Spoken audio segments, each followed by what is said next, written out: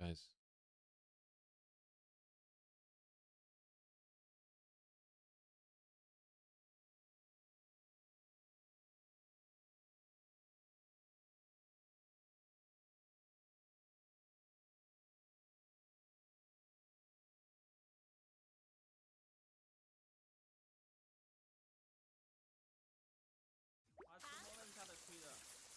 I'm just gonna find the stream. Give me a moment.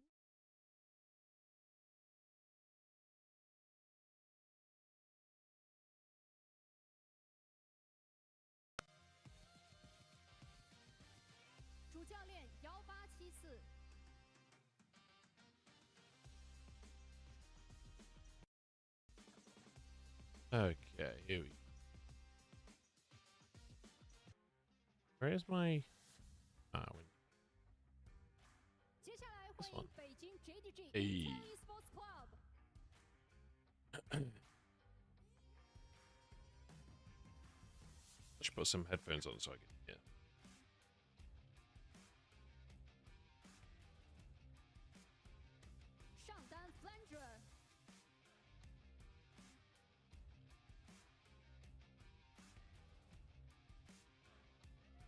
Okay.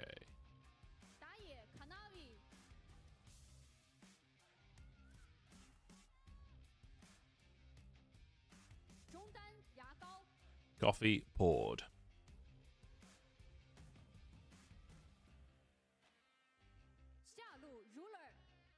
So this should be an absolute clap.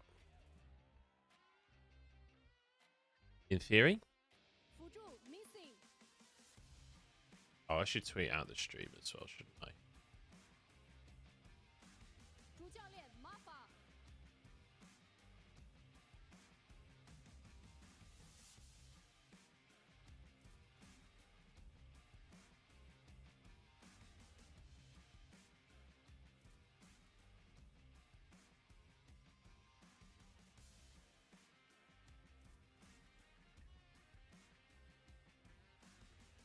LPL 春季赛第4周第2日第1场，北京 JDG 英特尔对阵 LGD 即将开始。LPL All right, I need a funny picture to tweet. That's the key. That's what's going to separate me from everyone else. 看一下今天3杠0的京东在主场对战2杠3的老干爹。对于老干爹来说，今天有没有办法先拿下一小场，然后接下来再把目标放到把这个系列战给赢下？其实对于两边来说都是这样吧，就是你至少先把第一局给拿下来，才更有信心嘛。是的，而且我们刚刚聊到的就是两边，我今天特别关注的是两边的下路，因为不管是滑板鞋、卢锡安， Okay. 甚至是少爷这边多了一个德莱温，其实都 LGD versus JDG. It should be pretty fucking one-sided. Most importantly, this is JDG's last warm-up game before they face BLG, I believe. Yeah. So they should be trying to go against BLG 4-0. BLG currently 5-0, but they've got IG tomorrow, so they'll likely be 6-0.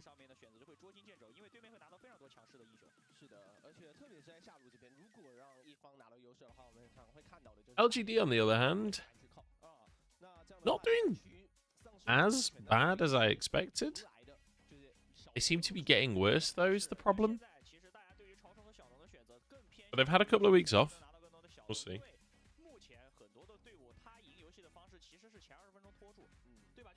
Oh. Neverlandre. I like that. I wonder if he's ill. Got a mask on. Stream says nip. It shouldn't. Oh, what the fuck it does. I'm trolling.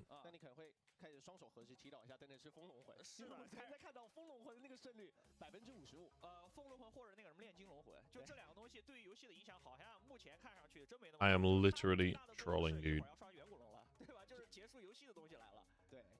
那也要看一下，对于老干爹来说，我觉得控龙还是他们最要去解决的问题，因为相较于老干爹，其实 JDG There we go. Sorry about that. 为止，他在联盟里面控龙的速度是最快的，而且他控龙的这个 Hey, Vol'jin. 概率也是最高。是的，而且京东的比赛从去年到现在一直都是采取的一种模式，给你一种突然死亡法。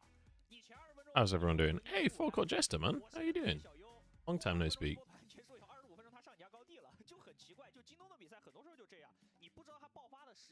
Also, hey, Unhallowed. Sorry, I feel a bit bad now. I feel like I said hi to everyone except you.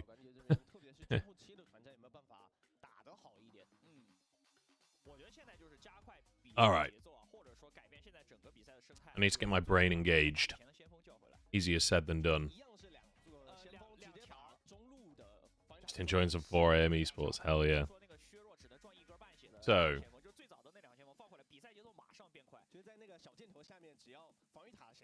I know Vol'jin. It felt like a really long break. It was only 2 weeks, but it felt really long.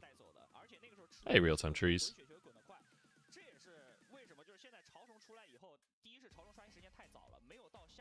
So,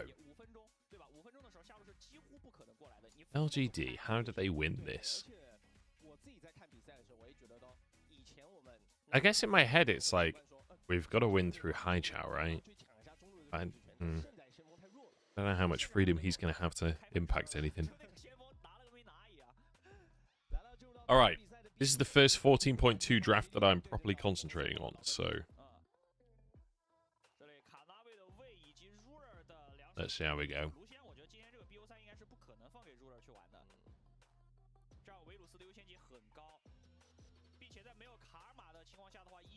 Hey, thanks, Peter. Glad you're enjoying it. Tavares still insane. Azir's still insane, I believe. I wonder what else you go. You could go Xayah if you want, but I suppose if you... Nautilus can go with anything, so... They might just go Aphelios. I don't know if you want Aphelios and Tavares, though, to be honest.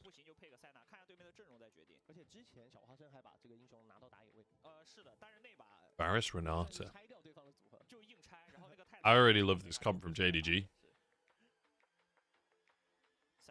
Ah, Senna, of course. I should have known that. Hey, Peaches, how's it going?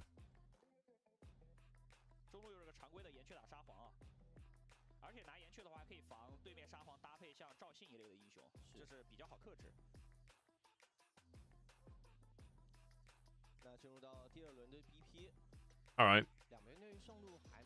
Pretty standard, nothing too different to 14.1, honestly, so far.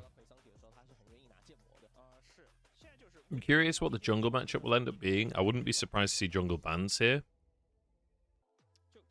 But equally, JDG are going to have blind pick top, so they could ban top laners to set up for their blind pick. JDG are still insane, yes. They swapped Yakao for Knight, so... I don't know. We're going to have to see. On, I think it's Friday, might be Saturday. It's Saturday. They play against BLG on Saturday, so we'll get to see how good they actually are. JDG should dominate this match. I will never say will in the LPL, because you never know. You're looking forward to Sheer starting today? Yeah, Flandre seems to be back. To be honest, I do think Flandre is, on paper, the better pick, right? But depends, I suppose. So, 3 junglers banned. Jarvan's still up. Jarvan could be a good option. Honestly, I kind of like Jarvan for either team, because you got Varus and Senna, very collapsible. And Talia as well. Interesting. Blinding top to counter the jungle matchup.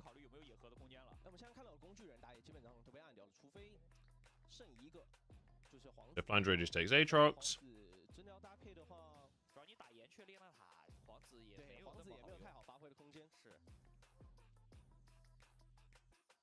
And then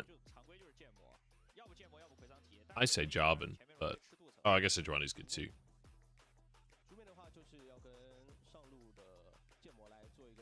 Any Belvethers in chat? I don't think this is a Belveth game. Oh.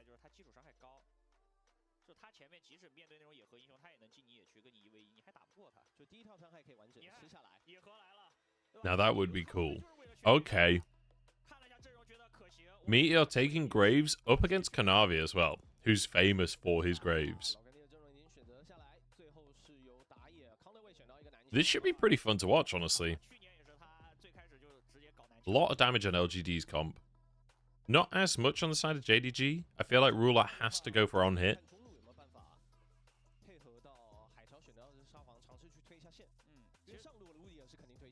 Otherwise, nobody can kill Udyr.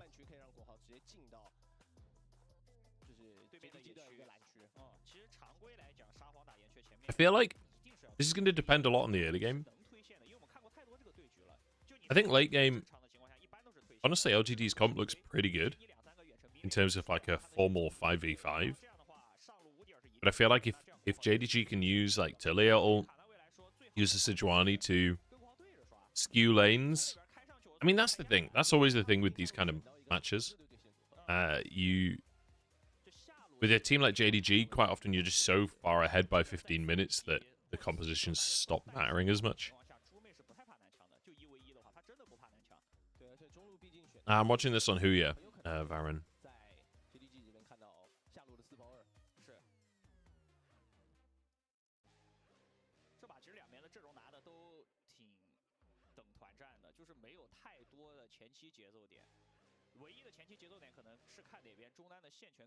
Look how much closer Ruler's monitor is than everyone else's. Oh, wait. I should get Epic Pen up.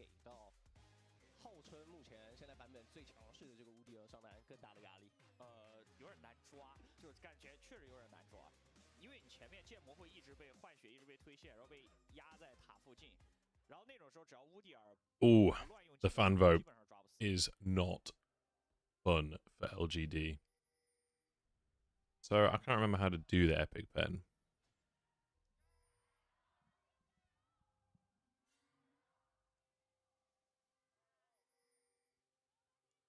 Oh. I guess shift 1 changes tabs. Huh. Oh, I'm pressing control, that's why I'm dumb.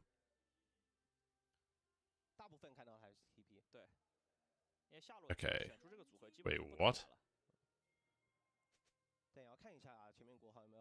Why is it so fat?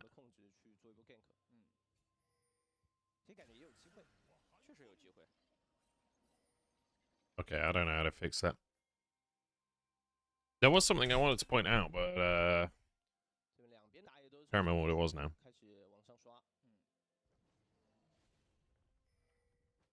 Alright, we're starting on the bottom side. I'm going to try and figure out how to fix this pen. I feel like Meteor should... He'll hopefully have a very chill early game where he can just cruise around the jungle. He's pathing topside. Kanavi should have information of this, because Graves, I guess, not quite yet, but he do Krugs after Reds, right? Then Raptors. I don't know, I feel like Graves is one of those champions where you can... Can you start Raptors on Graves? I think you can. To get it to respawn on the first clear. Let's see how Xiaoyi does as well. It's against Ruler and Missing, it's going to be tough. I love how confidently Missing just walks at them. Start by Birdle. Okay, Meteor's been spotted, but Kanavi not actually... I wasn't sure if Kanavi would... Like, I guess you can't against Graves. I was going to say he could do the kind of start we've seen where you do your bottom quadrant and then try and dive bot. But it only really works if the enemy jungler starts topside, and also if the enemy jungler is not Graves. Because the second that Kanavi shows in the bottom side, Meteor's in his jungle just taking absolutely everything.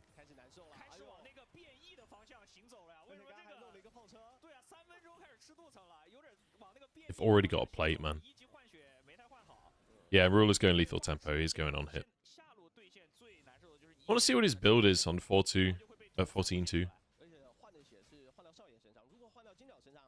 Isn't it insane that Sejuani's clear speed is basically the same as Graves? Like, they're finishing not quite at the same time, but a very similar time. I suppose it's later on where Graves just absolutely one-shots everything.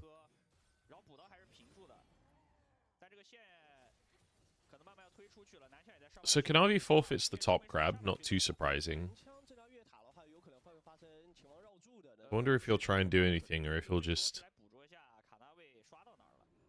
head back to base, go for a shop. Andre's actually doing pretty decent in this matchup, considering how chunked he got at level 1. I guess that's the beauty of Aatrox. Like, the fact that Flandre got chunked to, like, 100 health. Okay, Kanavi did not recall. I don't think that scanner spotted him. That doesn't matter. Yeah, he got chunked to, like, 100 health at level 1. Has a Doran shield. Didn't even use his pot. And he's back to, like, full health.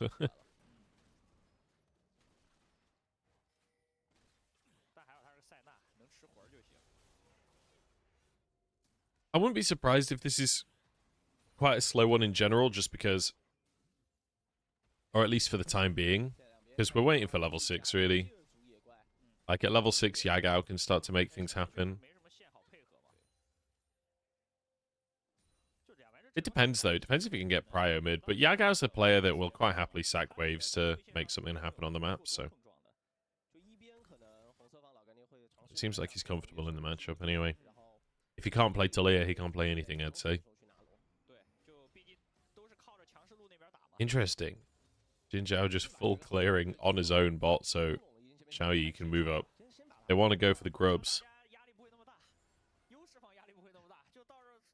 Yagao's actually just recalling. They're going to fully concede the grubs. I half expected Kanavi to move down to the bottom side there, but I suppose Yagao does have his ultimate. Kanavi's on the top side of the map. It doesn't feel like they're going to contest anything, though. Ruler's not even hard pushing. He's just, like, slowly farming that wave. Oh, this is so good for Senna, though. Those souls.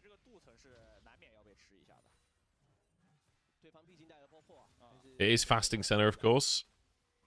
None of that farming stuff. Okay, Meteor with a nice invade. Kanavi, you gotta be a little careful, buddy. He's fine. Are they gonna start a fight here? Flandre could kick this off. Missing's here. Yagao has his ultimate.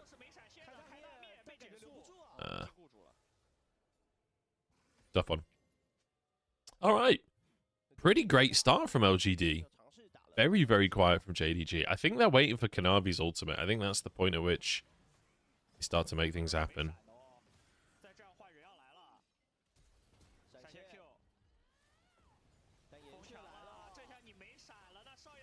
It's a good ultimate. Good not. Okay, yeah, here we go. Like we said, waiting for level 6. Kanavi wasn't even level 6 yet. They still make it happen.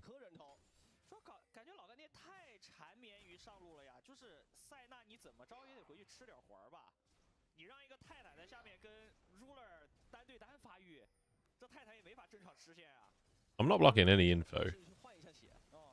The cam. The guy.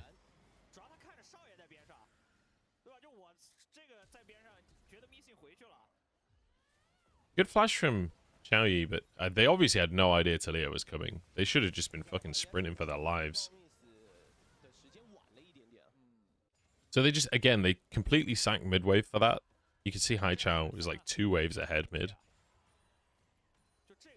I kind of like this from JDG, honestly. I like that that's their style, where Yagao's quite happy to put himself behind to get his team ahead. It's a shame Missing got the kill on one of them.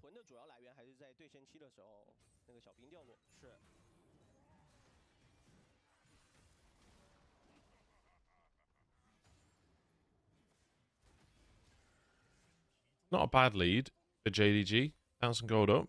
Pretty good start. Ruler was kind of chilling as well. He's going to be ahead on XP because Xiaoyi was with the rest of the team. I've seen him and Jin Zhao on the same XP, but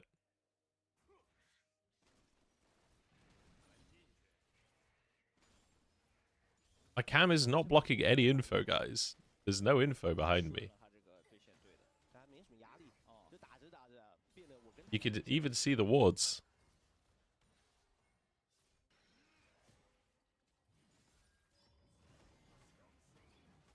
I don't know where else to put the camera, because if I put it Like, if I put it in this gap, we block these buffs.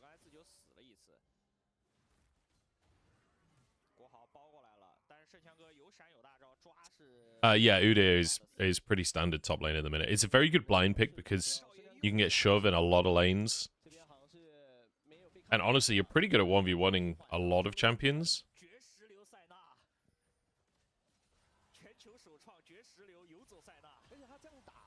Delex, I have not been going live for long. This is a new thing because we're not doing broadcasts for LPL Official except for 4 days a week. I started to co-stream because, like, you know, I might as well. I'm gonna watch the games anyway. I might as well watch it with you guys, right? Oh my god! I forgot I have another piece of toast. It's probably gone cold now.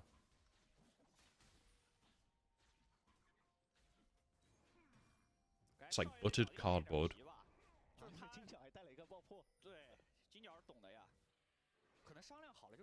Alright. So JDG, they swap ruler top, get prio, go for the grubs, deny the stacking grubs. LGD play opposite, go for the Drake. That's fine. Flandre is in big trouble.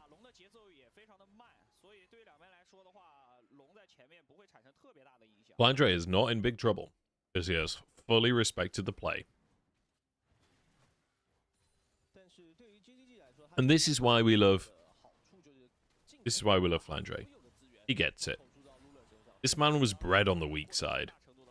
All he knows is the weak side. The man has literally never played a strong side. Not one single game. Do you think this guy ever got to play strong side on EDG? I don't fucking think so. How blessed has Flandre's career been, by the way? He gets to play weak side for fucking Viper when they win the World Championship. And now he gets to play weak side for fucking Ruler. Two of the best AD carries at their peaks, maybe of all time, honestly. He gets to just chill and play weak side top for them. Fucking blessed career. Okay, LGD get first tower. I love the, like, picture-in-picture of the race of that. Oh, no, Birdall, what are you doing, bro? There's just no fucking need for that, is there? Oh? TP from Hai Chao. Everyone back to... Oh, it's not. It's Jin Zhao. They actually defend this tower. Fair play. I didn't even realize Jin Zhao was running TP.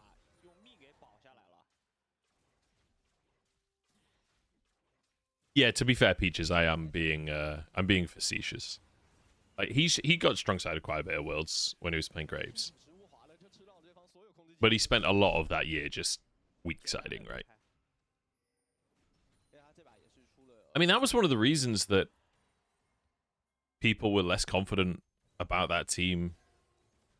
Because the meta kind of shifted towards playing with a bit more damage top and playing around the top lane. You were just too good. I might rewatch that final, honestly. Feels like a long time ago. I know, it was not beans on toast. It was just your standard toast. I made this at 10-2 and I realized I was gonna be fucking late for the games, but needed to eat something.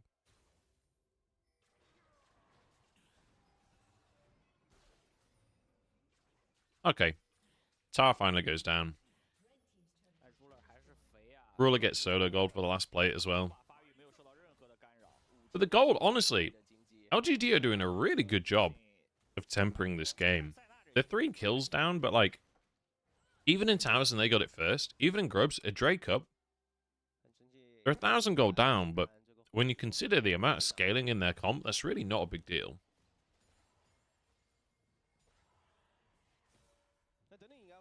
How many souls does Senna have?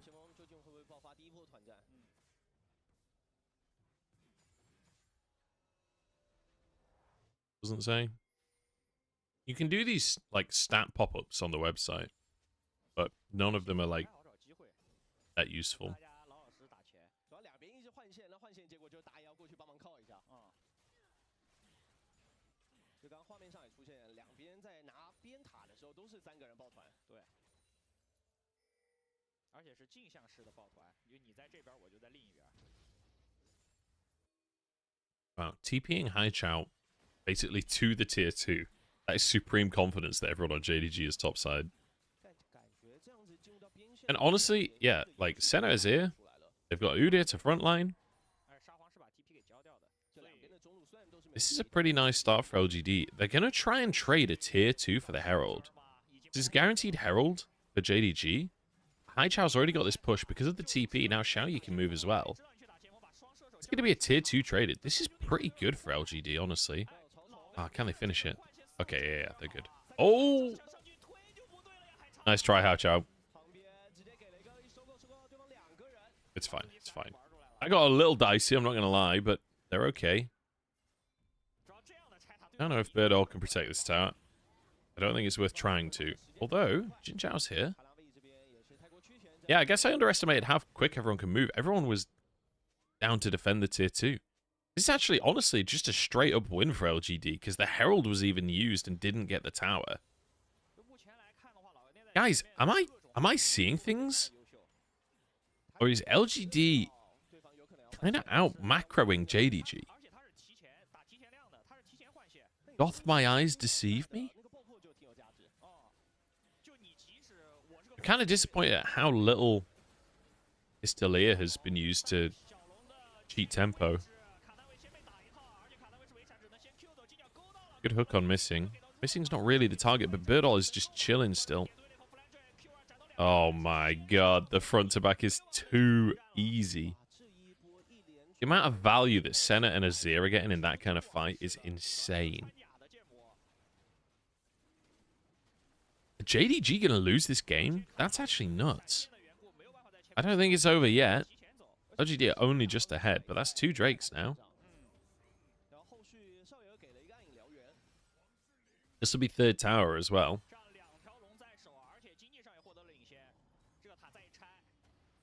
This is fantastic from LGD. Fair play to him.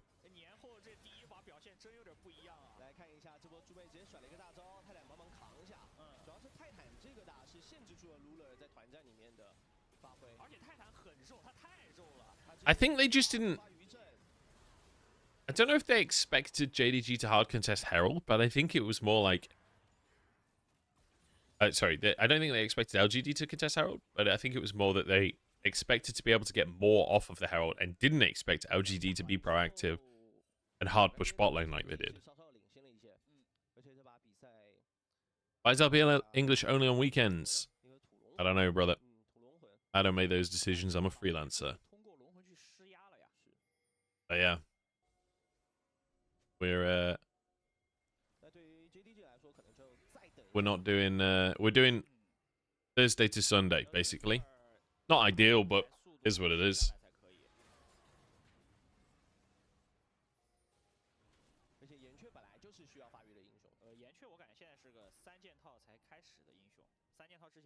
All right, 1,500 gold lead. I'm at this point, like, I love JDG as a team, but just for the sake of chaos in the league, I kind of want LGD to get this one.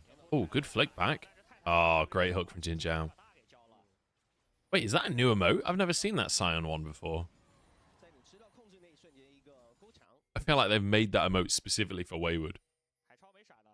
It's like a Scion with a question mark, or maybe for Baus.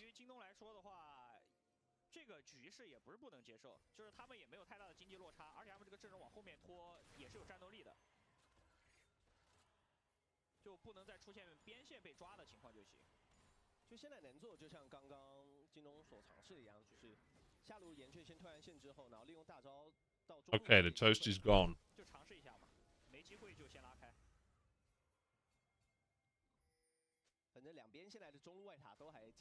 Rest in peace, toast.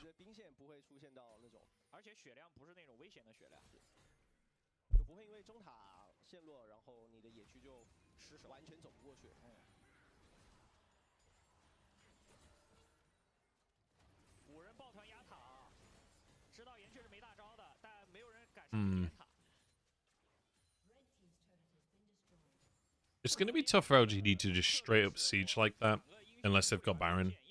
Like, JDG has plenty of wave clear with a Varus and a Talia.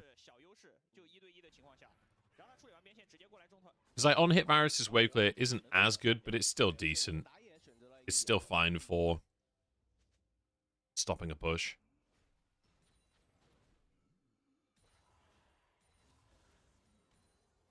I love that username, by the way. The code Toad.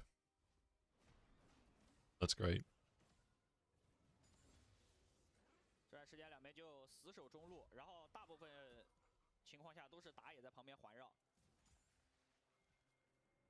What? Where's Dragon Timer? Why do we not know how long it is until Dragon? What the hell? Unless it's a minimap bug and it is up? No?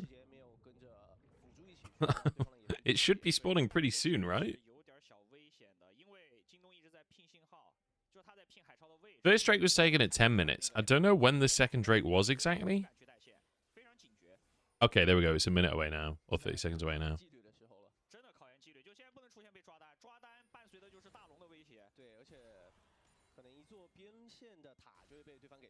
He got fired in the layoffs.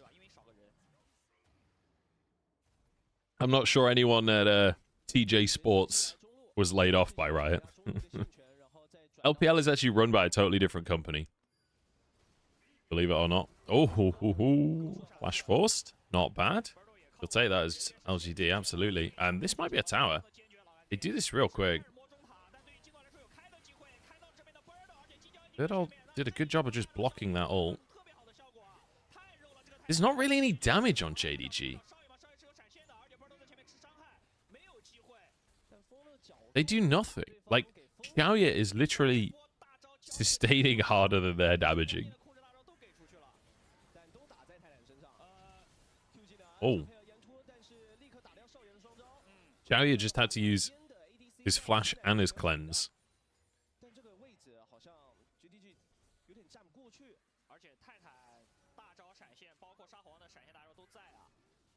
Man, this feels really hard for JDG. I don't think they should contest this. I don't know if they can contest this. They have so few ultimates available. Okay, Ruler's actually free-firing. I mean, he's just hit Jin Zhao a few times. He can't even finish the kill, though.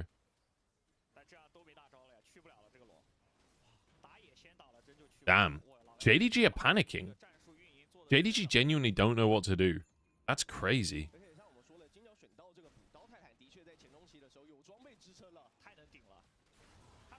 And all LGD had to do is, like, not AFK the early game. Like, just play opposite to JDG.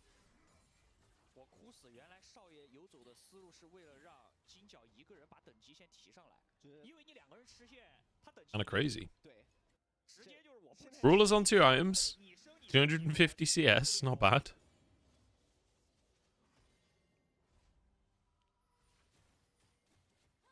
I feel like it's one of those things where, like, on the one hand, you have to go on hit Varus in this game because otherwise nobody can kill Jin Zhao and Birdall. But equally, how does on hit Varus ever hit Senna and Azir without them massively mispositioning or one of your team catching them? You just kind of don't. Yagao's on 2 items now, so Talia will start to actually exist a little bit more in these fights. But it feels really hard to walk in against this comp, honestly. Like, they've got engaged, they've got frontline. They don't have tons of damage, but they've got enough. Senna's getting close to second item on top of Bloodsong as well, so at that point, Senna really does hit pretty hard. And to be fair, it's not like Flandre's tanky yet, because he has to go Profane Hydra. Oh, good pick, though. But it's Udyr, so he just walks away.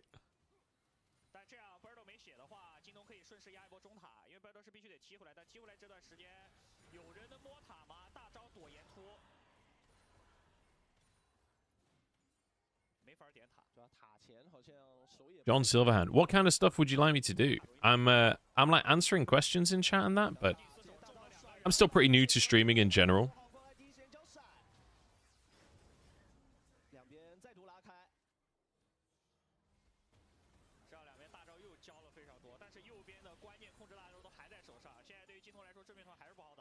Yeah, it's hard to walk forward, Peaches, for the Varus. Like, I don't know. This, unless LGD makes a big mistake, I feel like this is really, really hard to win for JDG. Which is, I mean, look at this. Great setup. They've got vision control. They've got a control ward and everything. I keep pressing the wrong fucking buttons, but it's fine. Jin Zhao just trying to block. Are we going to 50-50 this? No, they get it for free. Birdall maybe can just... Even if Birdall dies, it does not matter at all. Everyone else got out. Hai Chao taking a slightly risky route, but he's okay. It's only ruler. They're even going to TP to defend the mid-tier 1. JDG actually get absolutely nothing. That is insane. LGD are kind of destroying JDG. What the hell is this game? Guys, what the fuck is going on? Could someone explain this to me? Like, holy shit. I don't get it. Where's JDG? They're just kind of doing the same play over and over again. They're just walking towards LGD, but LGD are already on the map. I mean, at least they get one, but... I feel like... I don't know. Is there a world where you can play side lanes with Talia or something instead? Then I don't think you ever really get any significant push versus... If you manage to get the 1v1 with the Udyr, maybe, but I don't think that's going to happen for long. Is this the real JDG? I don't know, dude. I really don't know. Not anymore.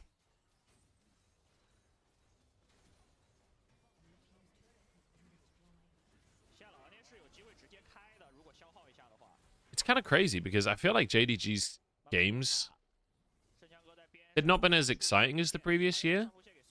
Not been quite as one-sided, but they were still like... They were still playing really well. And this game, I feel like they're just... I don't know, they're just grouping up and hoping for the best. But like in the early game, you got Talia... Hang on. Oh, they're so fucked. Oh, great ultimate, though. Missing's ult was fucking huge. Holy shit. Yagao? Yagao? Okay. He set up for the team. It was all part of the plan. Okay. Denied soul, importantly. Ruler's pretty fucking big at this point, too. Do you have ultimate? Ooh. I love that he chases for that. I love that he tries. Okay. Mountain Soul denied. We're back in the game. JDG exists.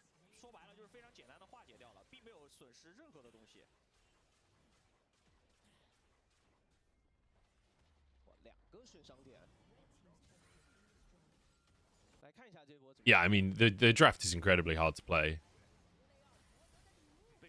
But, you know, it's JDG versus LGD. Like, even with a massive draft gap, my expectation would still be that JDG just wins, you know? Like, there's an extent to which you just expect that. I don't know what Yagao was thinking there.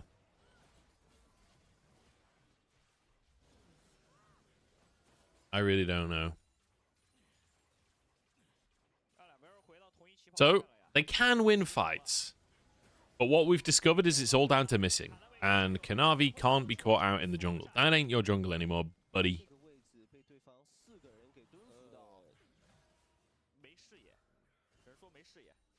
Right. Do you know what? That's really good advice, John Silverhand. I will try and expand more on topics in chat and things.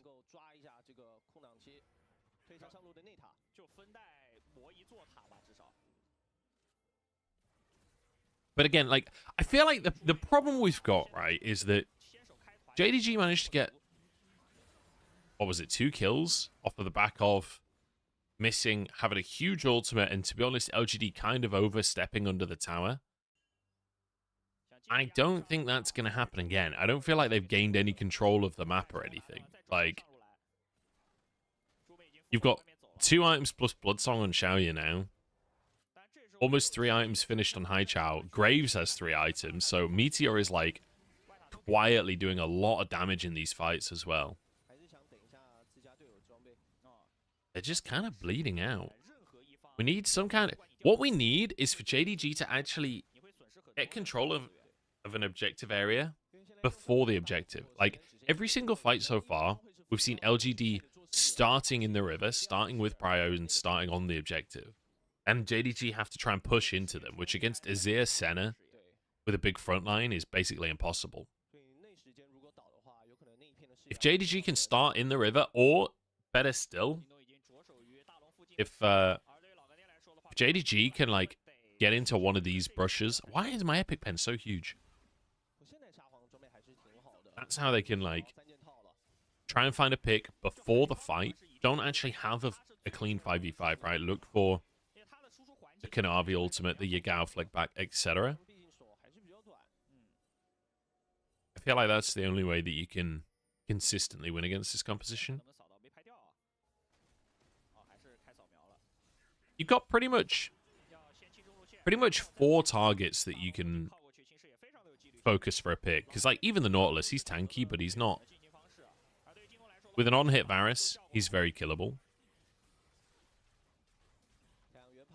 Wow, I love this. Just committing for the Sun Disc. They can't afford to lose control, they know it. Oh my god, what is that damage, man? Oh my god, it's over. Holy shit, dude. 2 auto attacks, and then Graves are center are. Jesus Christ.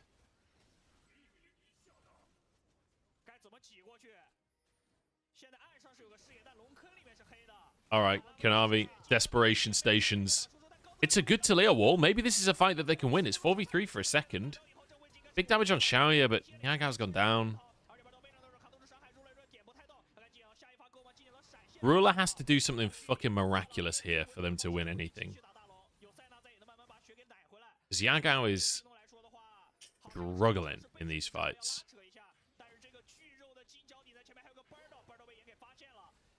I mean, how are we winning this? Okay. Good start, good start. Because we've got an AD carry and they haven't, I guess, is the answer. Ruler doesn't have ult right now, so it does feel a little scary. But they've stopped the Baron. Oh my god, missing. Oh, what a hook from Jinjiang. I can't believe that hit, honestly. That's his flash. Holy shit, this is Baron. Holy fuck, they just won a 3v5 to get Baron. And this, everyone at home, is why you just never count JDG out. This is what I was talking about before, when we said, you know, yeah, they've been kind of gapped in the draft, but it doesn't feel like it matters that much because it's JDG. You expect them to kind of just win anyway against LGD. And I feel like they might just win anyway. Holy fuck. I can't believe that they got away with that. They literally just 3v5'd LGD. It was a great Q from Ruler. How did Xiaoya get so low? Wow, just... Konami just a surprising amount of damage. I guess it's Senna, so she's always kind of weak, right? And even Birdall is like, you know, he's used to being fucking invincible. Not against on-hit Varus. On-hit Varus annihilates tanks. Look at Ruler's scoreline, man. He's half an item away from full build. Right. 3 items on every single player of LGD, aside from Jin Zhao. He's the only one that's not on 3 items, and he's like 100 gold away or something.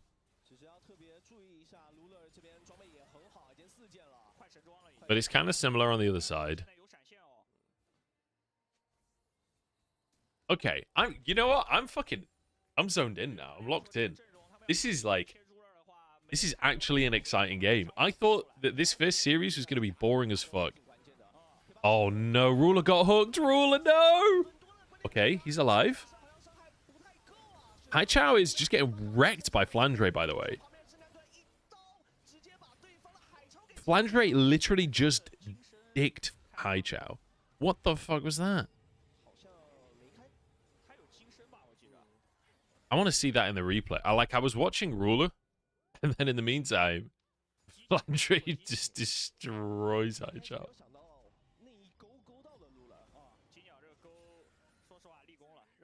Man, I will say, part of this is LGD really trying to force things. Like, their composition is really good at, like, a kind of front-to-back fight, but they're trying to, like, dive forwards, and I don't feel like that's... Against a Renata, it's really, really hard. A Renata and a Varus are both incredibly good in those scenarios where you're just pushing forwards to kind of give targets like that.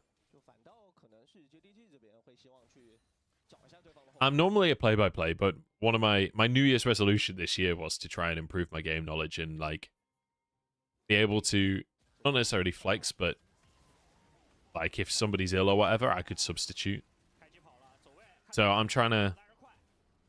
watching a lot of VODs in my downtime as well to try and improve my knowledge. So that's part of the reason why I'm doing co-streaming, to kind of force myself to, like, really focus and break the games down to some extent.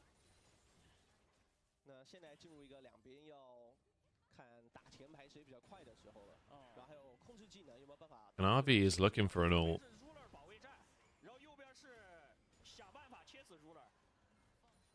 We still don't get any Drake overlay, but we know that it died basically at the same time as Baron, so it should be up in a minute and a half.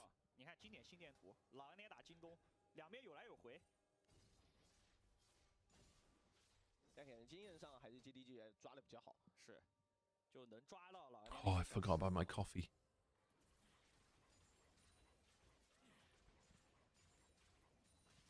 Exactly, John. 2 birds, 1 stone. That's the secret. Oh, nice. You're a coach in Ultra League? Oh, that's sick. What team? I have never done any coaching whatsoever. I've been coached. I've never coached anyone. I've never been confident enough in my own knowledge to do coaching. And I feel like it's much easier to look at a game of League of Legends that's happening and explain what's happening than it is to predictively, like, draft and make a game plan and all of that, you know?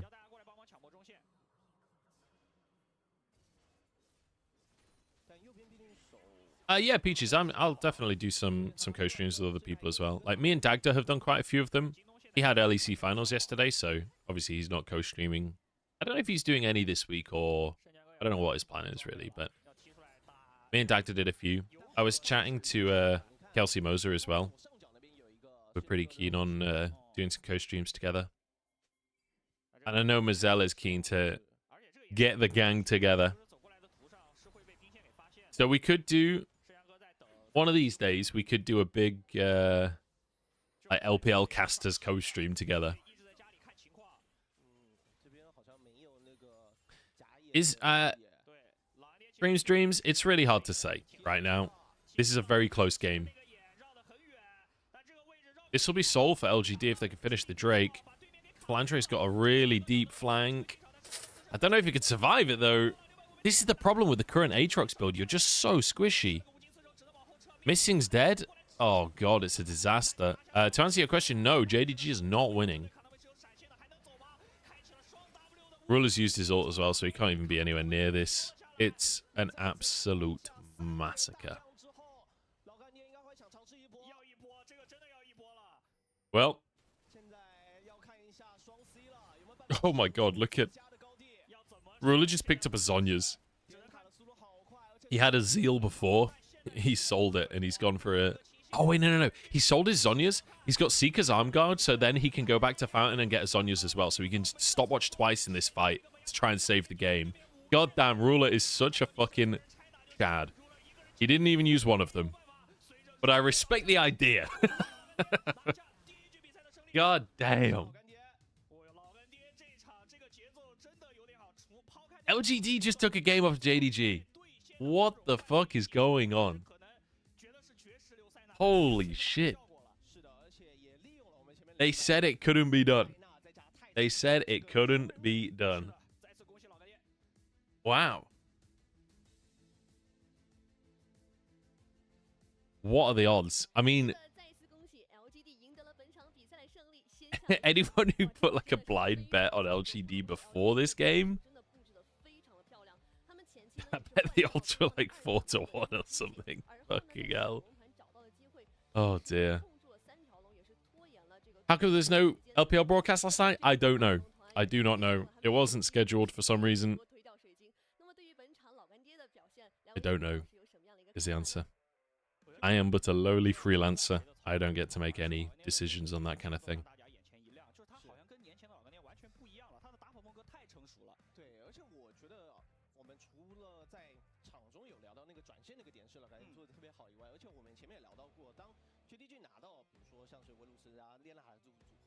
I put a bet on for my first time on JD Gaming to win 2-0.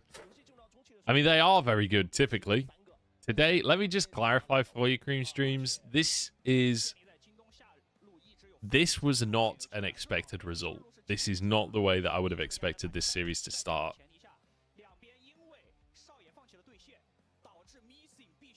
God damn.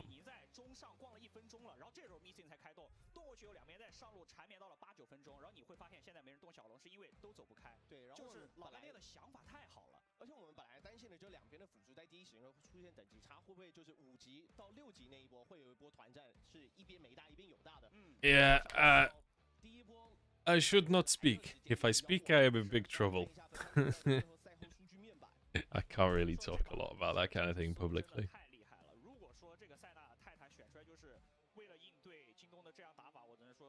Who are we saying? MVP here. I don't really know, to be honest. I guess Meteor, since this was a lot about controlling the objectives. People are saying Xiaoyu. I mean, he did good damage. I really do feel like this was a team-wide victory, honestly.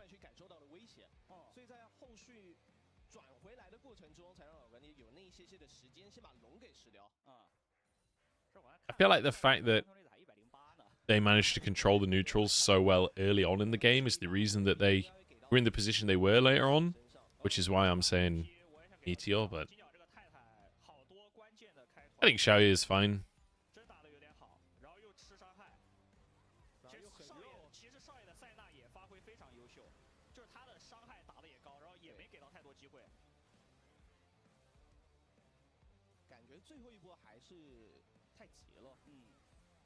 Oh, this is the fight. I want to see what happened to Haichao.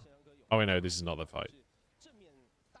There's another fight in mid lane where Haichao gets absolutely dunked by Flandre, and I'm desperate to see what the fuck happened. Yeah, Eric, I'll be streaming all LPL games like Monday to Wednesday, and then there's an official broadcast for Thursday through Sunday.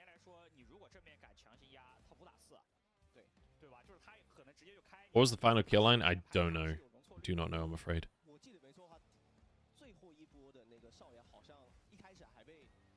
Yeah, Senna ban, or just pick Senna. Like, Ruler could play Senna.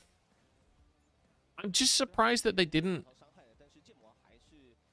Like, I can see the logic of this draft. Like, with Renata and Varus, you have Prio, bot, and everything.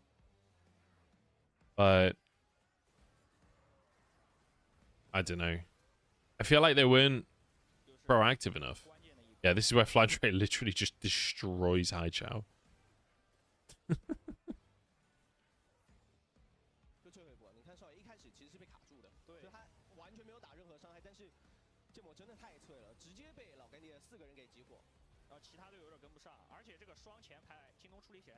I don't know if it's fair to call JDG T1's son when they literally beat them at MSI. And everyone lost to them at Worlds. I don't know if it's that like 1v1 between the two teams, to be honest. I guess we'll see at MSI. I've got to be honest though, I think T1 versus BLG is probably MSI finals right now. That'd be a hype series, actually.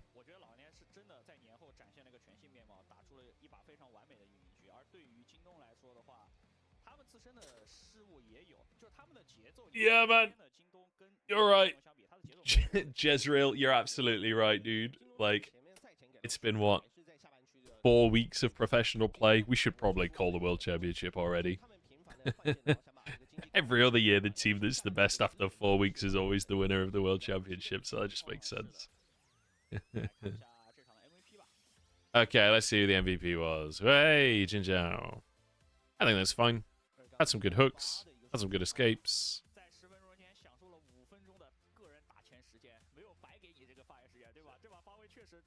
Good stuff. So I need to run some ads on Twitch so that people don't get ads during the game. So I'll do that now. Is there any mechanics like that on YouTube? I actually have no idea.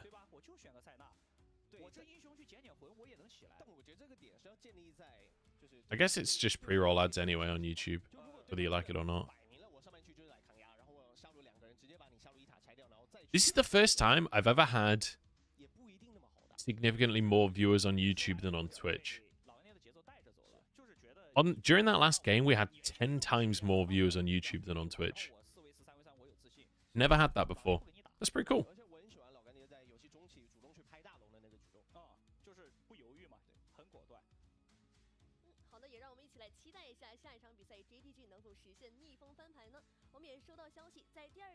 Yeah, Senna Maokai too.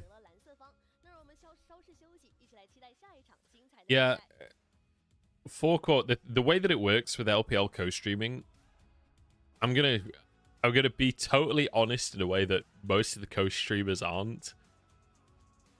Most of the viewership for LPL co-streaming comes from betting websites embedding you, which is why chats are always so slow on LPL co-streams. Like, even when there's thousands of viewers, you'll see that the chats are still pretty slow. Most of the time, it's betting websites that are putting odds up for these games will embed the first stream that they can find because they need a stream to embed for their website. So a lot of the views that I'll get won't be people actively in chat because they'll be people that have the betting website open and this window has been embedded. So for Twitch, it's different on YouTube because YouTube has more discoverability. So when people search LPL, it's more likely that people will find my stream if they want to watch LPL. So it makes more sense for YouTube. For Twitch, it's basically, if I start my stream early enough, I'll get embedded on betting sites and I'll get a lot of viewership.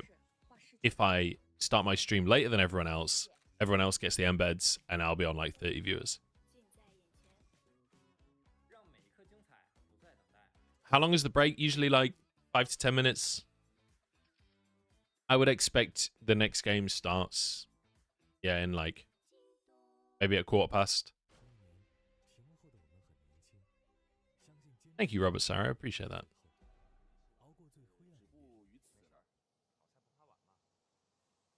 Viewer from betting sites reporting it.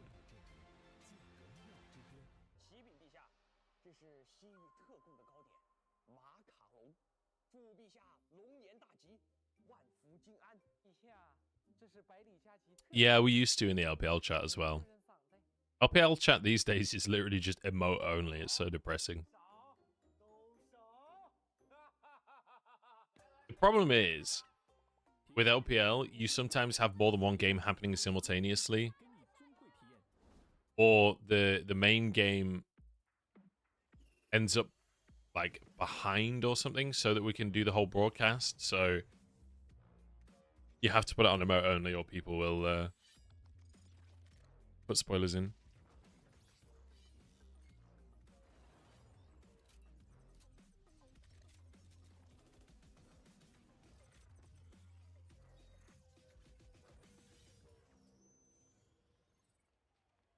Yeah, I don't think that's that abnormal to want to watch a stream that's in your spoken language, right? Okay, I'm going to be right back before the next game starts.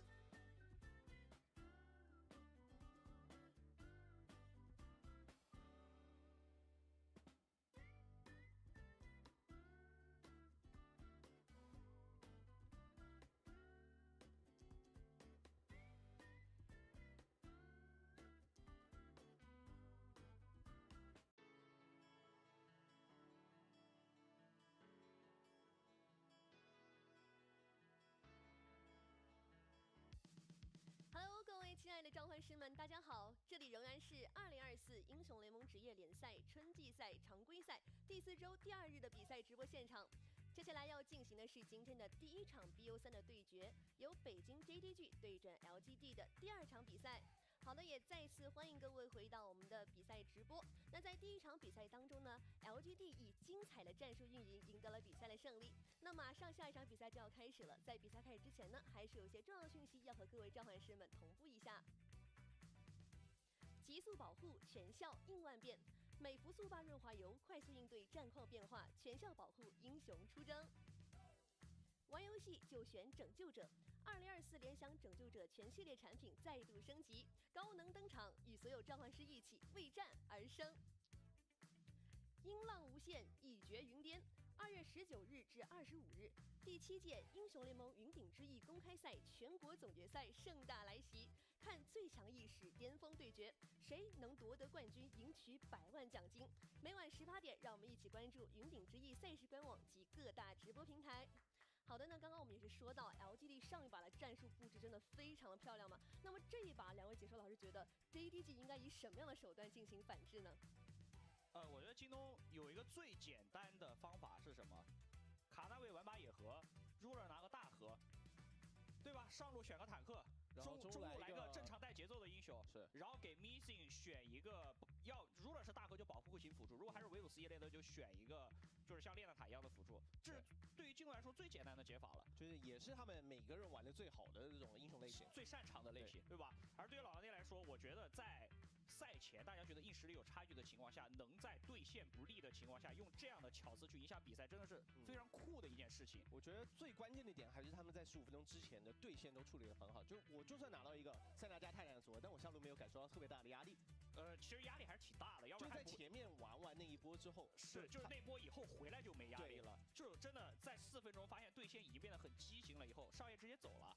就真的这个塞纳也是让我们现在眼前一亮，因为我们最近看到非常多的塞纳，但少爷这个塞纳真的是很独特的打法，让人眼前一亮。他解决了现在的下路对线困境。我选出塞纳这个版本的塞纳，在没有之前的这种双工字装加成的情况下，没有那么的厉害了，那怎么办？我换，我溜，我不吃了，我把泰坦养肉。对，反正我就是吃一个魂嘛。All right, I'm back. 你可以看到进入到游戏的中后期的时候，装备也是不错，我记得也是有2阵头。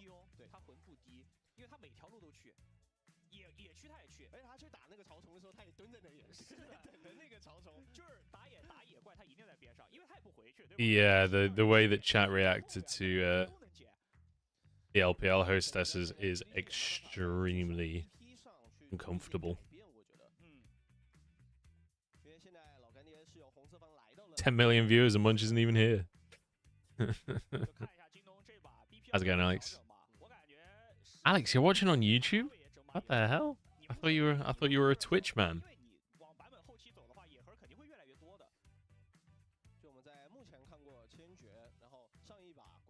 Wait, you're on both? What the fuck? Double viewer? I appreciate you, bully. Bully? I can't speak. Has anyone played Helldivers? In either chat? Both chats. This goes to everyone. Helldivers is fucking amazing. I could stream some after the games today because it is fucking great fun. Honestly, it's amazing.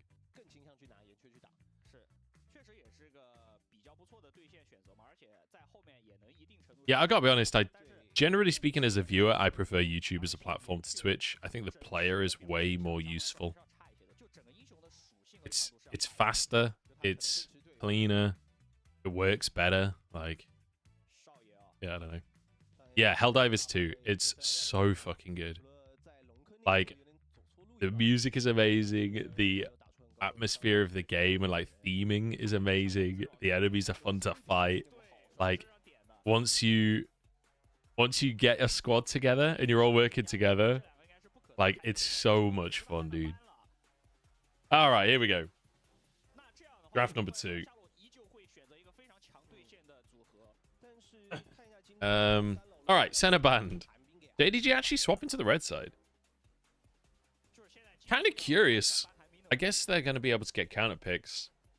I wonder if they just all vacationed real hard for Chinese New Year, whereas LGD, further down the standings, having to kind of sweat over Chinese New Year.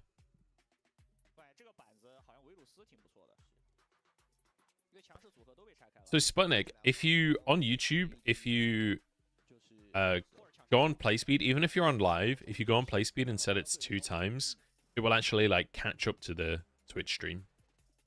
YouTube by default puts itself like 5 seconds slower so that you have space to buffer, so that the quality of the stream in general is higher. It makes up for any drops in bandwidth and whatever, but you can fast forward it to catch up. So if you're watching on YouTube live right now, you are probably about 3 or 4 seconds behind what's happening on Twitch. But if you set the speed to 2 times speed, then you'll catch up. How can you find normal match link? What do you mean? There is no official English broadcast for this today, unfortunately. I still think JDG are the favorite to go to finals. Anyway, let's talk draft. So, as their first pick, we're going real aggressive for JDG. Come on, Xiaoya. Go for the Draven. You're up against Callista. It's a fucking fantastic matchup for Draven. I love it. I fucking love it. Jinjiao, just go Nautilus, right? Renata's already banned.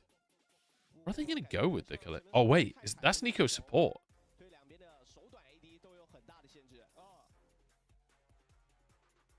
I think this is Nico's support.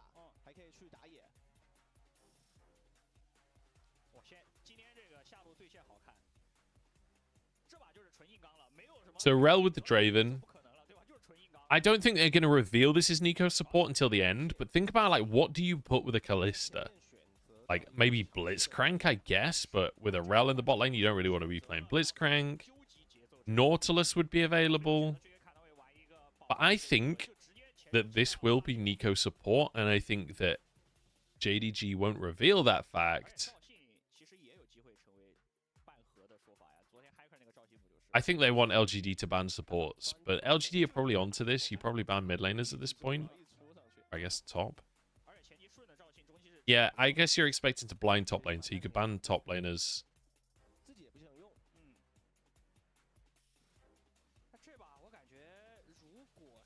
Alistair support ban. Yeah, I mean it could still be Nico mid.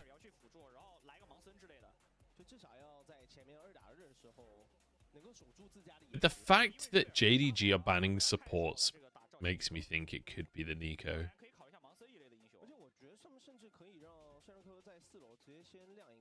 The Rel can go support as well. I feel like both teams banning supports with potential supports locked in is kind of amusing.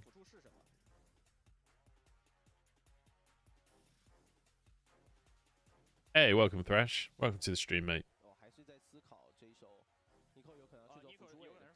Okay, what do we lock in here? We either blind top lane or we reveal whether it's mid or support. Blind top lane because Kazante's open. Why the fuck not? No annoying Udyr to deal with. Sounds fucking great. And we still don't reveal where Nico's going. And now we can decide whether Nico is mid or support based on matchup.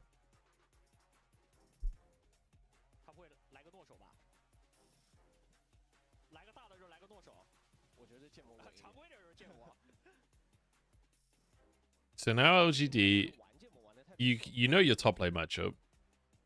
I mean, I guess you've already locked your mid, right? But are you taking Rel bot or jungle? I think they're taking Rel jungle, to be honest. I mean, Maokai doesn't really clear that up because both can be played in both, but I would assume it's Maokai jungle, Rel support. If both are locked in, I would assume it's Maokai in the jungle.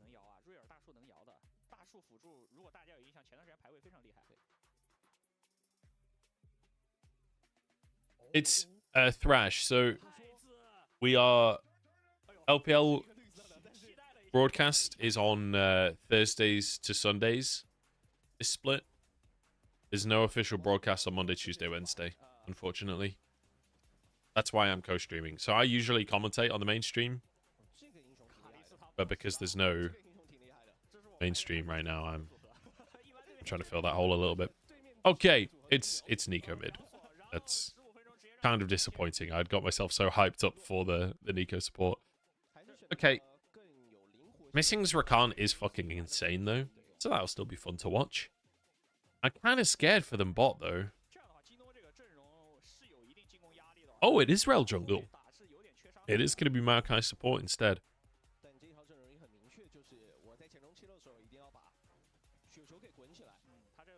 Definitely a lot more proactivity on JDG. I mean, to be fair, though, they kind of had proactivity in the last draft as well. They just didn't do a lot with it. Let's see. Let's see how they do. I'm scared about this bottom lane now. The fact that you locked in Kalista so early in the draft. You're against a Draven, like... This is going to be hard. Isn't Thresh straight up better into Maokai? Thresh isn't very good with Kalista, typically. Like, it's playable, but... We rarely see Thresh in professional play these days. Because I think the thing with Thresh is, like, he's really, really, really good with crit AD carries that need a long time to scale, or, like, scaling on hits. So, Kog'Maw, Jinx... Honestly, I like him with Aphelios, although that doesn't seem to be as fashionable anymore. But from when I've spoken to like coaches and things about Thresh as a pick, one of the biggest criticisms I hear is that Thresh is just kind of squishy in the early game because your armor relies on the souls that you collect. Quite often you end up not that strong early on in the game unless you're absolutely smurfing. And quite often, games can get quite aggressive very early on. So, I personally really like Thresh as a pick, but from what I've been told, that's the reason teams don't pick him. But when it comes to, like, Jinx meta, when it comes to Kog'Maw meta, Thresh is fantastic. The ability to reposition your AD carry is great. But then Tahm Kench quite often takes precedence over him, just because Tahm Kench can eat you regardless, whereas the Lantern... the enemy team can just drop a ward. So it's very difficult to get value out of the Lantern a lot of the time.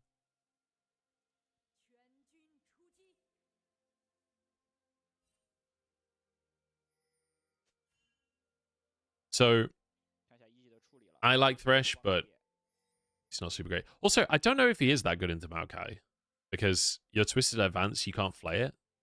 Like, generally speaking, Thresh matchups are good. Like, Thresh is good into Rakan because you can flay him out of his knockup, right? But Maokai will still get the Twisted Advance whether you flay or not because you're untargetable.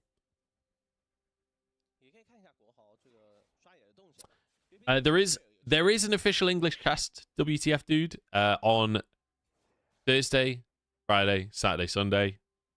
Outside of that, I will be co-streaming the other days.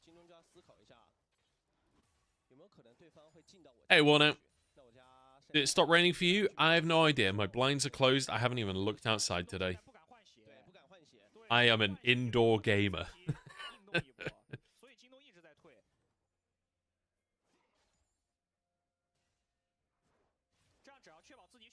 Well, good start for the Draven. Let's talk game plan here. So we have the scenario we were talking about in the last game where Meteor has started on his bottom quadrant.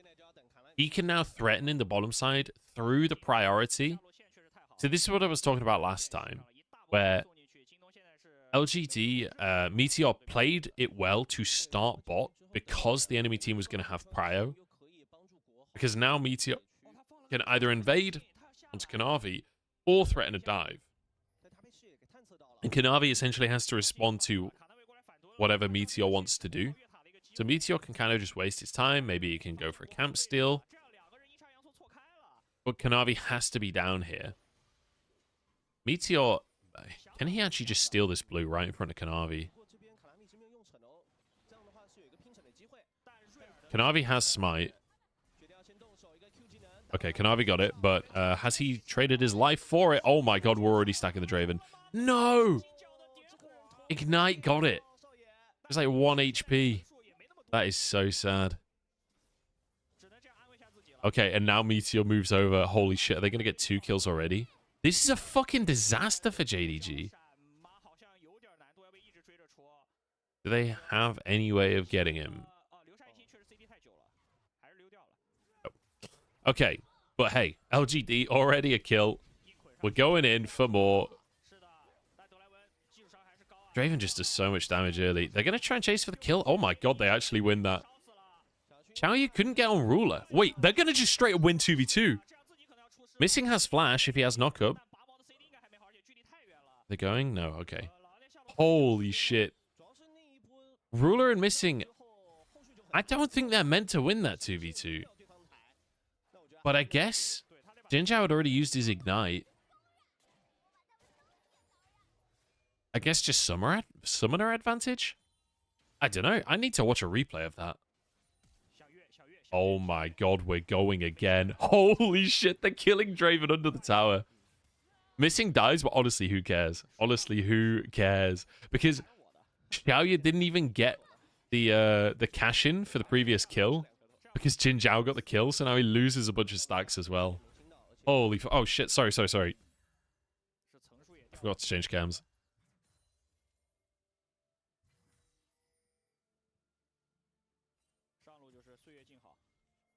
Holy shit.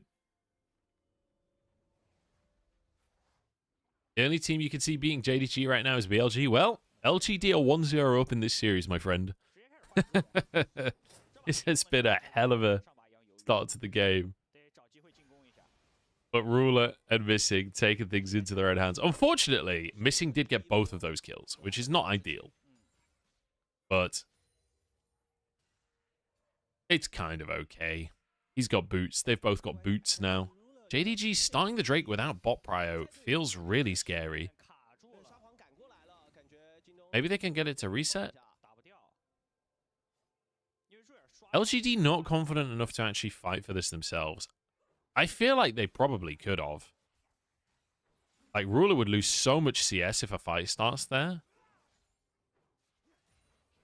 And I feel like the difference so far between Game 1 and Game 2 is JDG are just playing with more confidence. They're just, like, stepping up to LGD in a way that they didn't in Game number 1. And already it feels like that Drake fight, I feel like in Game 1, LGD takes that. After the early game, though, it feels like they're a little shaken. I really hope LGD don't just sort of freeze up now and play really slow, because that'd be really disappointing if they do. JDG are really keen to get this Drake. Should get it. Haichao's behind them with a level 6. This could be really bad.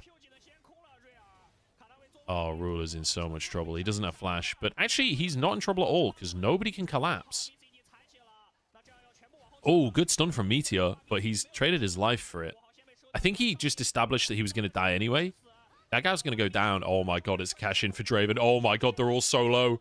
The knockup's huge.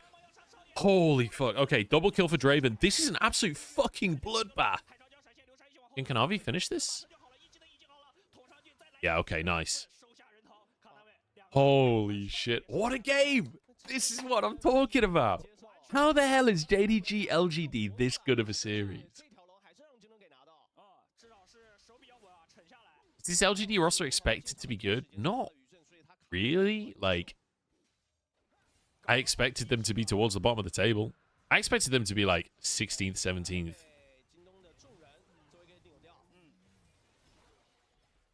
Like, they've got some decent players, but...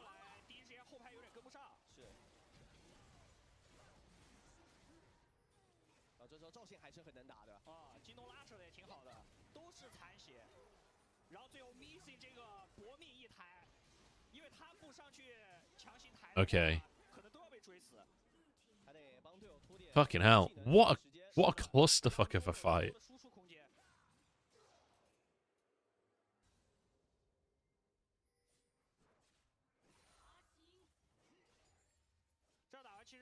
Okay. But, right, Xiaoya, 2 kills on the Draven. 2-2-2.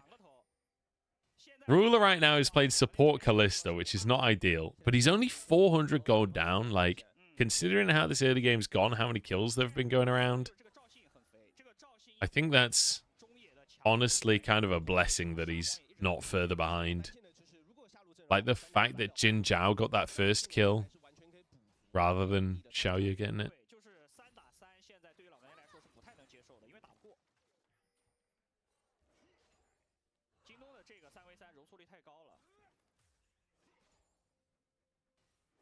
Is it me or does JDG make some atypical mistakes all the time? I don't know. JDG are a weird team right now. I'm going to give them benefit of the doubt today regardless. Like, fresh out of Chinese New Year, a lot of the teams will not be practicing super hard during Chinese New Year. So if they don't look super good, like, during this series, I'm okay with that. It's Saturday that we're really judging JDG. Saturday they play against BLG. That is one where it's like, okay, time to show up. Especially since, you know, it's the team that their mid laner went over to, right? The literal mid lane swap between the two orgs.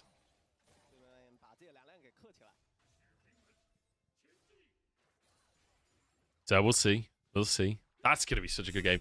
I get to commentate that game as well. I cannot fucking wait. It's me and Lyric. That is going to be such a good series. Or at least I hope it's going to be a good series. It might just be BLG absolutely stomping them, to be honest. BLG, in my mind, are heavy favorite to take the whole league. Are we gonna... I wasn't sure if JDG were just going to completely concede. Okay, quickness comes out. Jin Zhao's pretty low. Again, I don't know if you actually win the straight up 2v2 against Draven. Meteor forced away. If JDG can just get one more grub at least, they're happy. I think they were like, they got the first one with Smite, backed away. Now Smite's back up. Mid can move, etc., etc. We go for the grub. So 3 each, that's fine. You're happy with that. Oh, Jin Zhao's going to die. Oh my god, they're winning 2v2 against Draven. This is not meant to happen. Holy fuck. Ruler are missing are too fucking good at the game, man. Xiaoyu was out of mana, so they just go in. Okay, 1-for-1 up top, but Haichao goes down. Oh, it's over, actually. They win both sides of the map, dude. Okay, we're going to 3 games. We are absolutely going to 3 games. Holy fuck. How is this series the banger that it is? What the fuck? I'm not complaining. I am absolutely not complaining. Oh, Yagao's in trouble, actually. I think he's okay. Yeah, he's fine.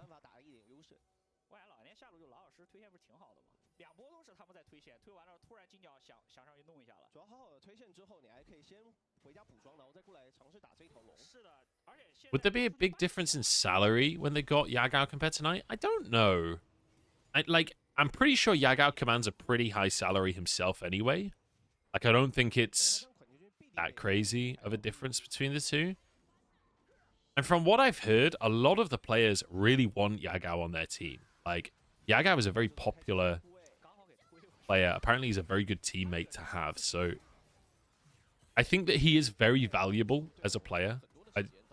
I would imagine Knight probably gets paid more than him, just because it's Knight. But I don't think Kanavi is. I don't think Yagao is exactly a cheap player. Like, there's a reason he's always on top teams, you know. Okay, the quickness is huge, actually. This matchup is really hard, I think, for Maokai.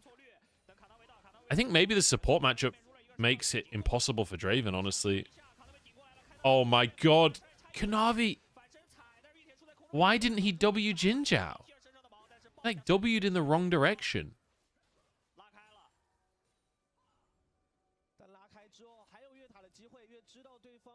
Knight is an import, though? No, he isn't.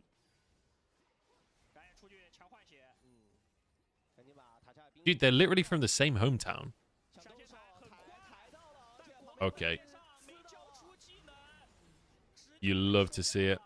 Is he okay? Yeah, he's fine. We're all out. Lovely. Lovely, lovely. Yeah, Knight and Yagao, like, we talk about it all the time on the cast, but Knight and Yagao literally used to play for the same, like, LAN cafe team. And Yagao was always the mid lane pick over Knight back then. And then now, obviously, Knight has been theoretically more successful in the LPL. I can't remember who actually has more titles. I believe it's Knight, though. It might be Yagao. Not sure.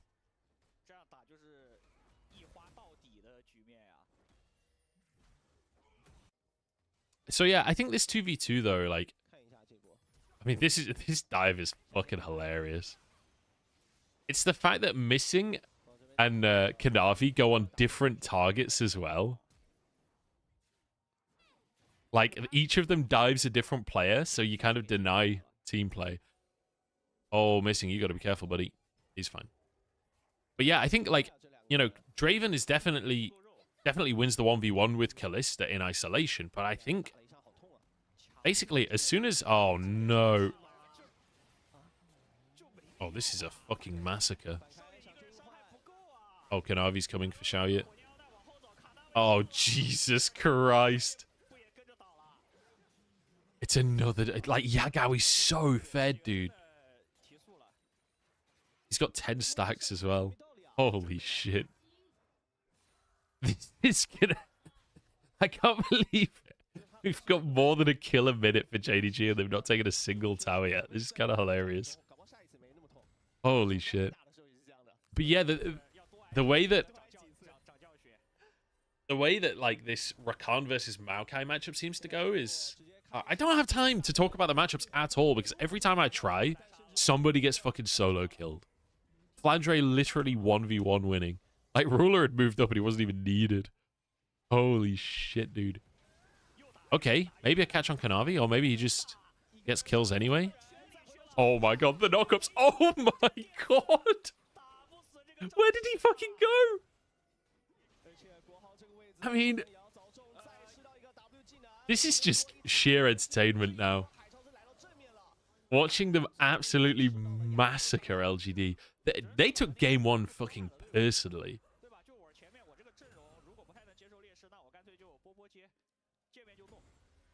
But yeah, I think because you can counterpick the Maokai, like, Maokai tries to twist an advance in, Missing dashes away, so that Maokai really overextends. So even if he goes in, he's always going to overextend. And then you can use your W so that you time your knock-up for as he goes in. And on top of that, you can use quickness so it charms him as he goes in. I feel like Maokai doesn't get to choose any of the engages, really. Okay, Birdle's dead. Is he dead? Oh, Ruler! What the fuck? It's a happy game. It's a fucking happy game. What the fuck are you doing, Ruler? Oh, God.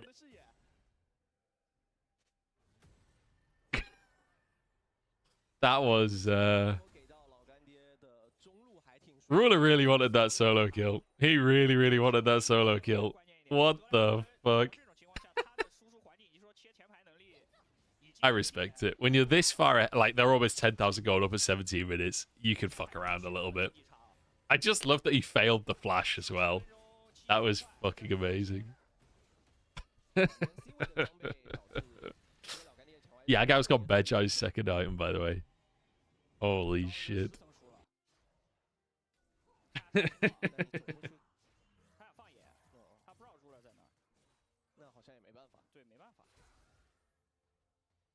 I love the slow-mo for the failed flash. That just face checks into 1,000,000 fucking hours of CC.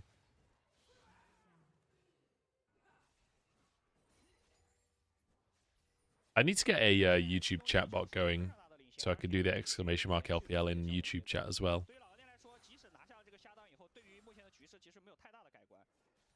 Oh my god, what a game. What a game. Yeah, LPL's only Thursday to Sunday this split, unfortunately. To answer the question. So I'm co-streaming in the meantime.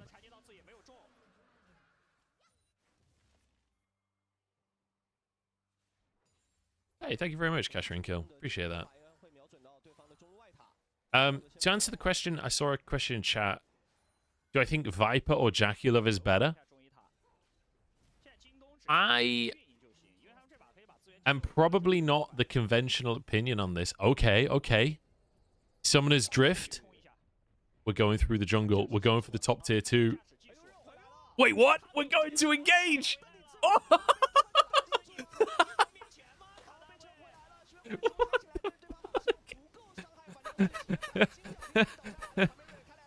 What? Okay, nice ult, nice ult. Oh my god, they're actually going to lose a fight. Oh, this is a fucking disaster. I mean, it's 2 for 2. That really could have gone a lot worse. But holy fuck, they are just fucking around now. I want to hear the voice comms for that play. I really want to hear the voice comms for that play. Yeah, I think Viper in 2021 definitely at that time better. I think right now maybe it's Jackulov. Jackulov is in incredibly good form these last year or two. And he like just randomly sprints it a lot less. I'm a big Jackulov lover. So okay, let's take another look. So Kanavi, oh, he clicked it the wrong way.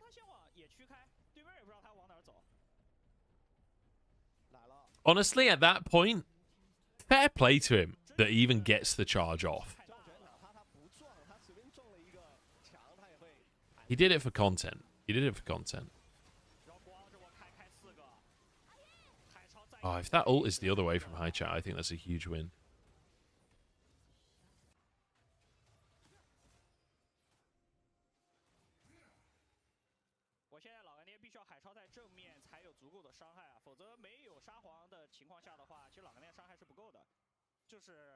I'm not trying to say Viper. What do you mean tell me you don't watch LCK? Like, I'm not trying to say Viper's not good. I think Viper's fucking insane. I'm a huge Viper fanboy, but I'm also a huge Jackulov fanboy, and I think Jackulov's in insane form too. Also, like, back on that play, Kanavi, fair play. The fact that he managed to get that charge after the Herald went the wrong way to start with, like, it's happened to all of us. It keeps on happening in pro play. The fact he pulled that off is honestly a miracle. JDG are just like, look, we're ahead, so we're going to do Baron at 20 minutes, force you to fight us, and then we'll kill you all. Jinjiao Flash, he should go down. I don't know about that ult from Yagao, honestly. Ah, he's fine. Doesn't matter. Okay, it's a massacre. I love how this wasn't even a team fight. This was like a series of 1v1s and 2v2s across the river. Wow. This is how you play an aggressive comp. This is literally a tutorial right here.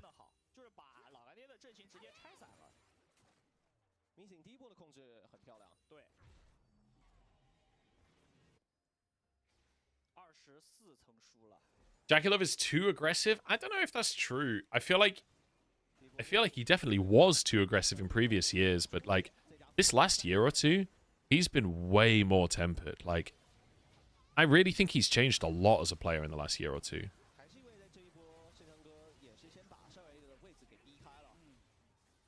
I think Jackulov's got a lot better as he's got older.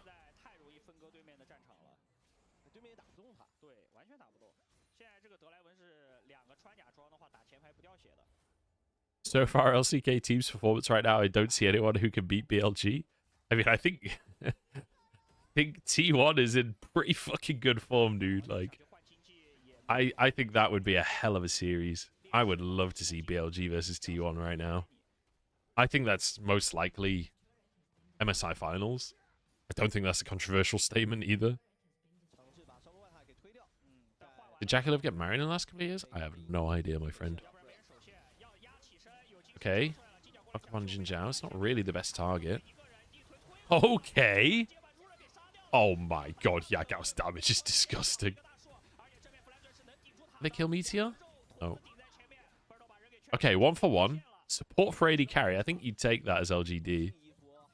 The combo from Meteor and Haichao was fucking gorgeous, but Yagao is also on 25 stacks, almost 3 items outside of the Medjais, so I don't think it really matters that you killed the AD carry.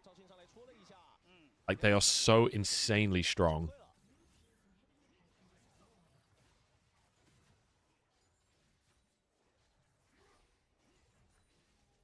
Bring back Rift Rivals. Hell yeah, brother.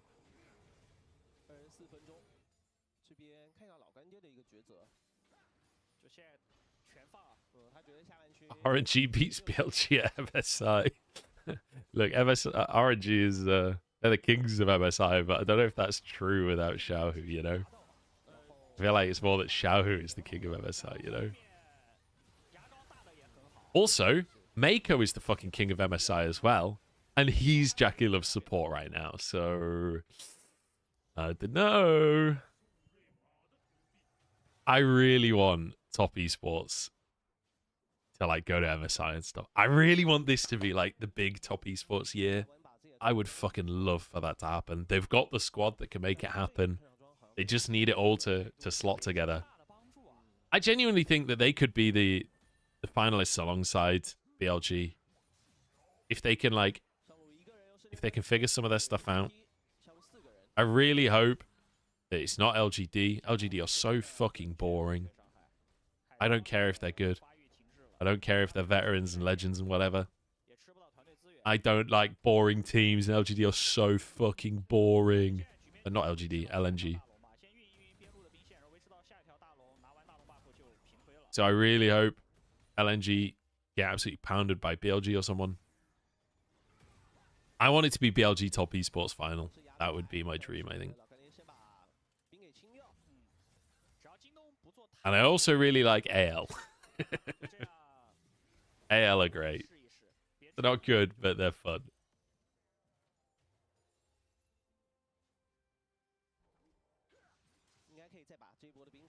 What's up, LWZ? How's it going, mate? How's Weibo looking this year? Actually pretty good. Pretty decent. Not like incredible, but they look decent. They'll definitely be a playoffs team. I don't think that they're going to be as good as they were last year, though. I don't think it's going to be that close, honestly. I don't think they look like a top 4 team right now. I really need to get one of those things where it like combines chats. I don't know if you guys have seen like Woohoojin's stream. He's like a Valorant coach. But he has it so it's like a Discord channel. And the Discord channel has bots that send chats from YouTube and Twitch to the Discord channel. And then he has a widget on his stream that then puts the Discord channel's chat on so that you don't have to try and combine the two chats, if that makes sense. So I might try and see if I can figure out how to do that.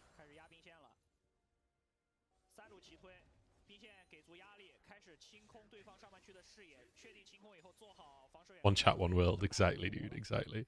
I feel weird because I'm like replying to different chats, but obviously half of you can't see the other half of the chat and vice versa. So I want to combine it. I want to conglomerate.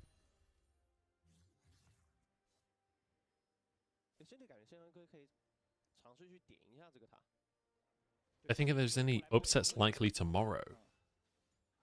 No. Probably not. LNG had a weird start to the split, so maybe they're... yeah, I guess you could beat LNG, maybe.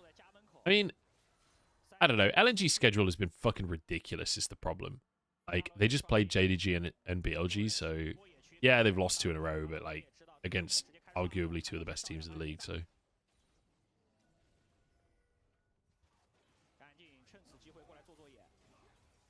Yeah, I've been looking at them forecourt, and it's like most of them require you to have both chats open and visible, and it's like a screen scraper, which I don't have the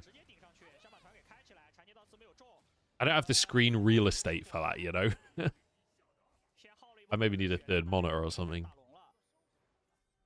Unless there's like better ones. But I did spend quite some time looking for them, and most of them didn't seem that good. So, not sure. Look how fucking tanky Flandre is, man. He's invincible. I'm surprised how long, honestly, LGD are lasting here. Also, kind of hilarious that JDG have already got 2 Barons in 28 minutes. But JDG, do you have to be I don't know. I was going to say I have to be careful, like, not really, but Elder is coming on in, like, a minute or 2. Maybe there's a fucking window. To be honest, I think maybe JDG wins the fight even against Elder Dragon. Even if some miracle steal happens. Oh my god, Xiao, you got 1 shot. I don't think we're going to see Elder Dragon.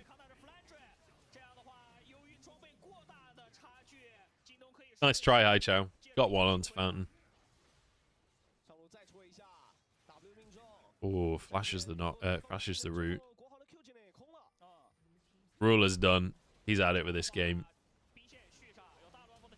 Oh, Yaga really wanted Hai Chao.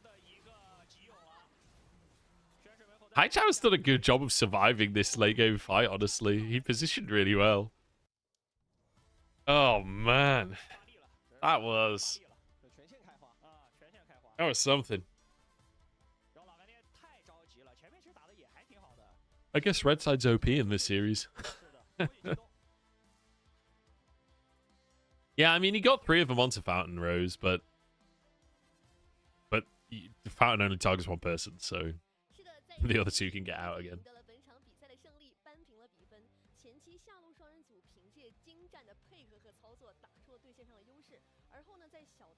Yeah, definitely less decisive than the previous iteration of JDG, I would say. However, there was definitely some happy gaming going on there too, so I'm not going to be too harsh on that.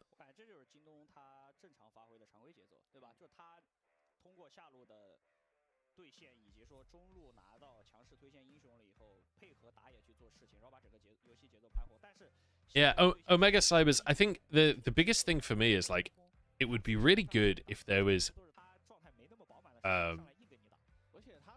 like, essentially a web combination window I could open, because then I can do, on OBS, I can do a browser window opener, so I can look at both chats in one place, rather than, right now I have 2 chat windows open, so I can read the YouTube chat and the Twitch chat. If I could have that all in one, that would be amazing. And then, what I would love to do is, like, and I'll wait until the stats and stuff are gone, because people probably want to look at the stats.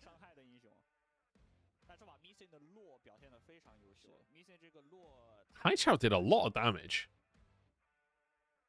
I can't believe Kanavi actually topped the damage chart there. I think Yagao probably ends up getting MVP here, but I really do think Kanavi did a lot there, and Missing did too. Also, Flandre solo killed his lane opponent, but I don't think that really matters. I don't know. Who do you guys think? Who are we voting for? We've got 1 minute.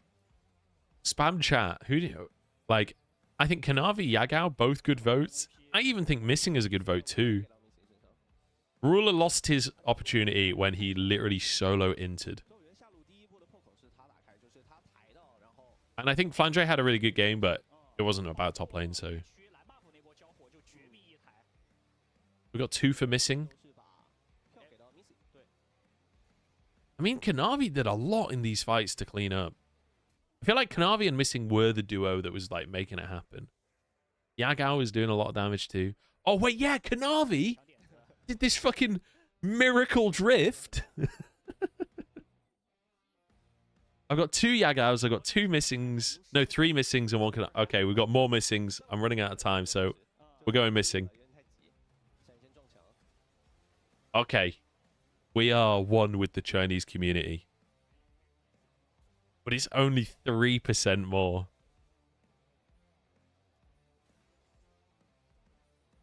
然后在这边看到的是洛先控制住金角之后，然后抬到了对方2个人。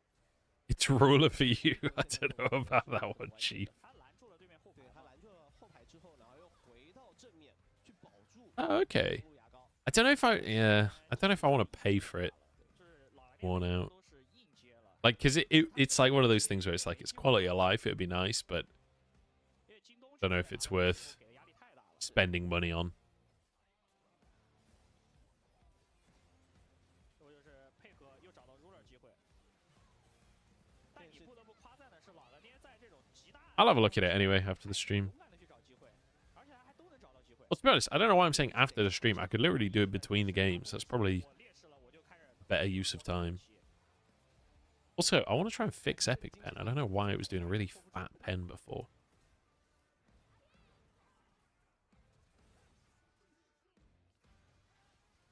打到后面就已经是彻底花透了。对，不过目前看起来打完这把之后，我觉得对于京东来说，可以考虑就是这个德莱温好像没有必要上班位，对，就也不用太害怕，一定要搬，对吧？就是你给 ruler 拿一个强对线的英雄，下路完全能处理。然后现在需要考虑的是，必须要给卡纳。 Does anyone know how to change the 有带一点伤害，然后在前面可以 the pencil size on 一些节奏的英雄，就是给 Epic Pen? 队友得围绕我，而不是我围绕队友的英雄。对，就是什么位啊、trọng信这种，是就带伤害。 Oh, I found it. 然后也能抠队友过来，因为他玩那种纯工具 Slightly better than that, I think. 的话，你只能去围绕队友打，而且 That's better. 到那种中路强线，然后下路。 Is that working, by the way, guys? Can you see the yellow 来看一下本场比赛来 squiggle? 最终是 Hey, Missing got the MVP. 3-4-22的一个战绩， Nice. 对吧？这个洛存在感确实太强。 All right, I can draw on the minimap now. 全队发挥都很优秀嘛，每个地方都有。 All right, that's one thing off of the to-do list. 老干爹来说的话，就是他们也算是比较熟悉这套阵容吧，拿的都是大家擅长的英雄， Right. 但是打的会。 I have to run some ads on Twitch so that you guys don't get ads during the next game. 前面劣势跟你发育，就是你能明显的感觉到，就是我 Oh shit. 那我不行，我不能发育，发育就记了这把。但我会觉得，其实当你拿到德莱， Did you guys get ads during that game? 尝试在中期跟对方去拼一波，而不用想说我前 Oh wait, no, it's just my interface is bugged. 就我觉得像你说的，就是我下路推推线，然后帮助我的打野拿到龙。我觉得你选择莱温这个任务，前中期就算成功了。是。 Right, I'm running ads on Twitch so you guys don't get ads during the next game. 就是在德莱温带赏金 6 out of 6 votes for the MVP. Hell yeah. 然后你也能先做视野。 Well deserved. 你就维持好这个生态，等上半区的战火潮虫战结束了以后，你下来拿小龙，大家打4 v 4，我觉得是 Sky Blue should work better. What do you mean? 装备也小领先对吧？ Better than Epic Pen, you mean? 三条扫红打了那一波，就导致下路的天平就一发不可收拾，直接倒向半血的金角啊，对吧？半血的金角，然后闪现就硬捆上，就是有点太想要了，是高估了德莱文那段时间的战斗力吧，也高估了自己的坦度。但对于老干爹来说的话，这样的尝试也是他们必须要去做的，对吧？他们也不可能说一直拿自己最熟悉的阵容去跟对面交战。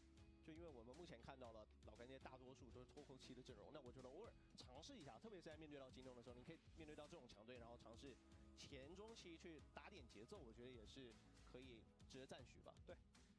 是的，我们也收到消息，接下来是 JDG 对阵 LGD 的第3局比赛，JDG 选择了蓝色方。那让我们稍事休息，一起期待双方的决胜局。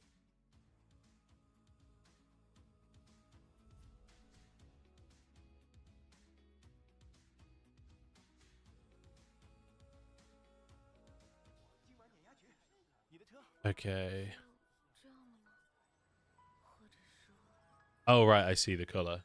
I thought Sky Blue was like another app. I thought that was like an Epic Pen alternative kind of thing.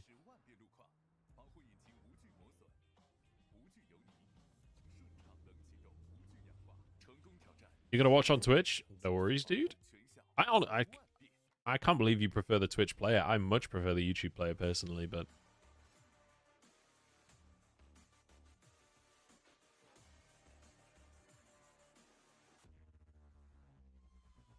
yeah, I think Haichao's got a lot of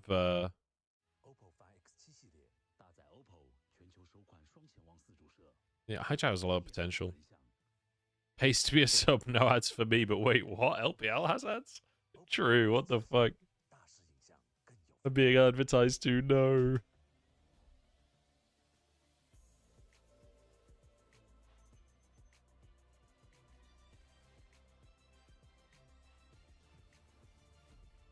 Let's see. Can you do Moobot for YouTube?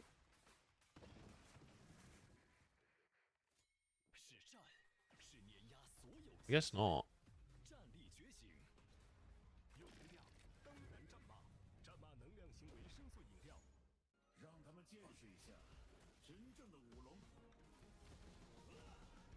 Dude, because of watching like LPL streams all the time, the amount of random like Chinese phrases I've heard and not understood is off the fucking charts.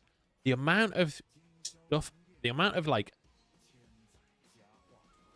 sentences I've heard and just not understood is absurdly high.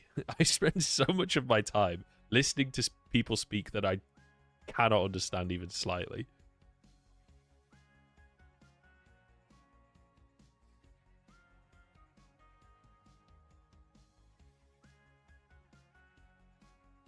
Yeah, maybe Kitty can do some translation for me.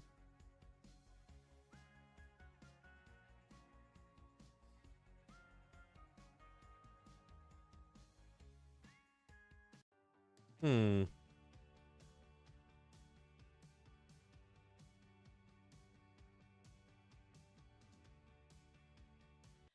各位亲爱的召唤师们，大家好！这里仍然是2024英雄联盟职业联赛春季赛常规赛第4周第2日的比赛直播现场。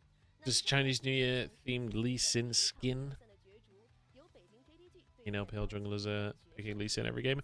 I mean, they are picking Lee Sin every game. Well, kind of, not really. But there has been an uptick in Lee Sin in general in the world. How much Lee Sin has there been this split? I feel like I've seen a few Lee Sin games this split.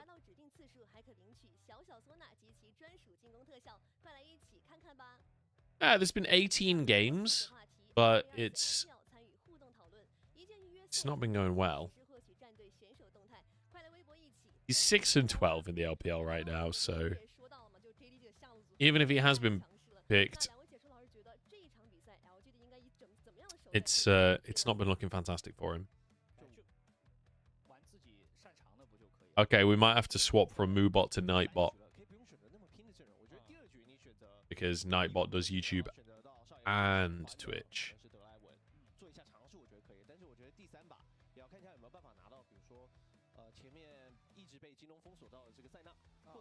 Hey, Sean Blake. Welcome, welcome, welcome. Yeah, there's been a few people saying that they've been watching in Spanish.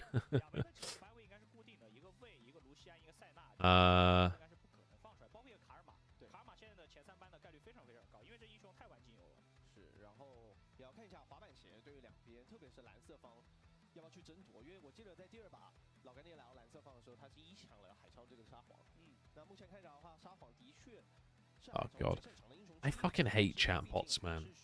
I don't know why, but I find them really like intimidating.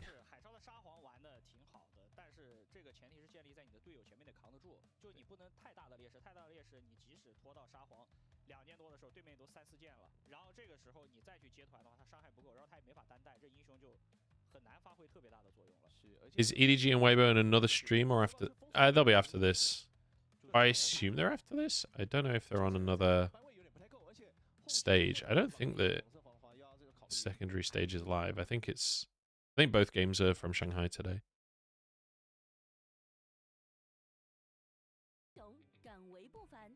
Okay, it's just on adverts.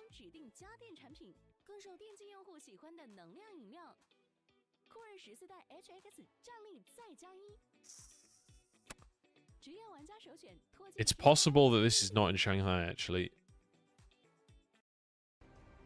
Yeah. It's going to be on at the same time. So...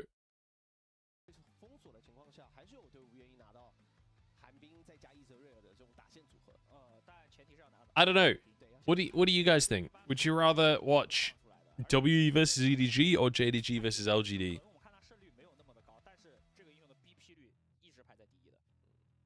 Yeah, but you have like home and away games, Linza. I don't exactly know how it all works.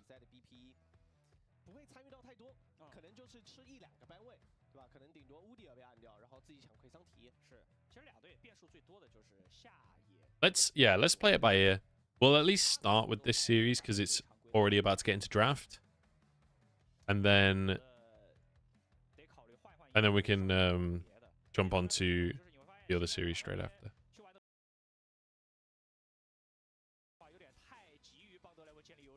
Here we go. JDG back on blue side. We're banning Senna this time. We're banning Ashe. We're banning Karma. Lucian and Kalista banned. We're trying to remove all aggressive AD carries. So, you've got to ban Varus, right? If you're trying to win bot through bans, you ban Renata. So, this is just going to be a Varus first pick, I would imagine, from JDG. That's what they picked last time. What do you play against this? You can't play Senna this time. Aphelios?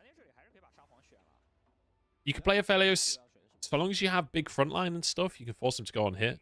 Oh, I guess you don't have to pick your AD carry right now anyway, yeah. So Azir for High Chow makes sense. And you could take the Nautilus as well. Just to deny Varus Nautilus. It's terrifying. I'd be down for some Ezreal.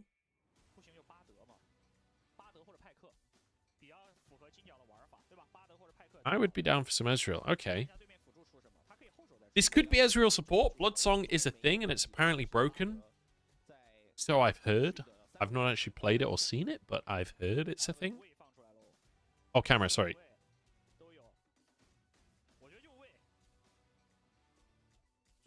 Okay. Who was it in chat that was asking for Lee Sin? Your gift is granted. Your wish is granted, sorry. Love to see it. Very aggressive. Probably not Nico support. This will be a mid lane Nico because we're not Kalista. Meteor goes for Xin Sao, so you can duel a little bit early. Oh, Carrier played it. I remember I saw it on Twitter. Has LPL not picked TF yet? We've seen TF. But we're only just on 14.2, which is where TF is, like, properly picked up. We've not seen TF top yet. And we've not seen TF AD carry. But to be honest, yeah, it's not been, like, this one game all split of TF and LPL so far. And it was mid lane and it lost. So, yeah, we'll see.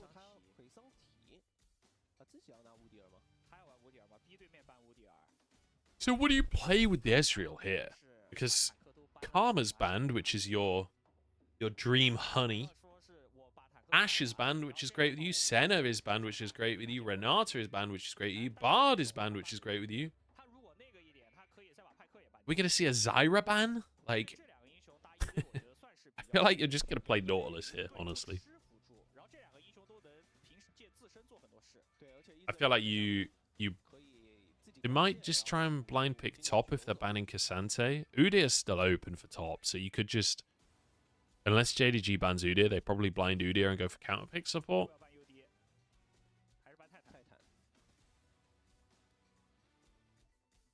I don't hate Nautilus, honestly, because you're up against Rakan, but it is a skill... Oh, okay, they banned Nautilus, never mind.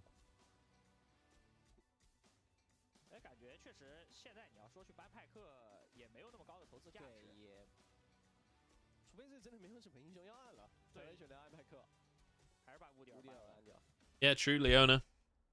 Leona's an option. I don't think they'll go Leona. Nobody's playing Leona. There we go, Rakan taken. It denies it as well from missing. What does missing play? Oh, yeah, Milio. I forgot about Milio. Do we care about Milio Varus? This feels like a lethality game, in which case Milio's kind of whatever. I don't hate Alistair. You can stop Azir combos. You can stop Xin Zhao engages. Okay, Maokai. Maokai's fine. Good disengage support. Honestly, I quite like the Maokai. Like, you are in the terrible matchup that we discussed in the previous game. However, you're not trying to fight. You're not trying to engage. Because the previous matchup was Kalista Draven. This matchup is Ezreal Varus. You can kind of just chill. Throw saplings. Ult if anyone tries to engage on you. Yeah, I'm not saying Milio's not good in the support matchup or whatever. It's just, if you're playing with Lethality Varus, which is probably the case here, like, Milio's really not adding a lot to the lane. Yone top for Birdall. Here we go. He wants to take it to Flandre, I guess. Oh boy. This one should be fun. This is quite a fun draft. I'm expecting Lethality Varus. I want to see what the Ezreal build is. There's a few different Ezreal builds going around right now. You go like Essence Reaver into Moramana into like Spear Shojin, some people are going, which seems quite strong, honestly.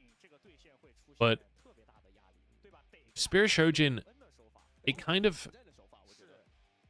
gets better and better the more items you have, right? Because it's a percentage damage increase. So you can go Spear 4th. You know, people go Frozen Heart as well for the mana.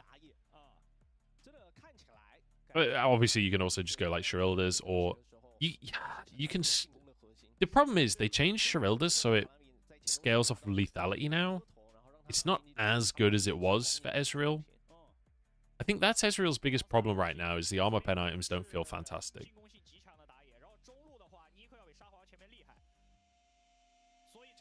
20+ kill game or another 10-10 game? I don't know. I feel like this could go either way.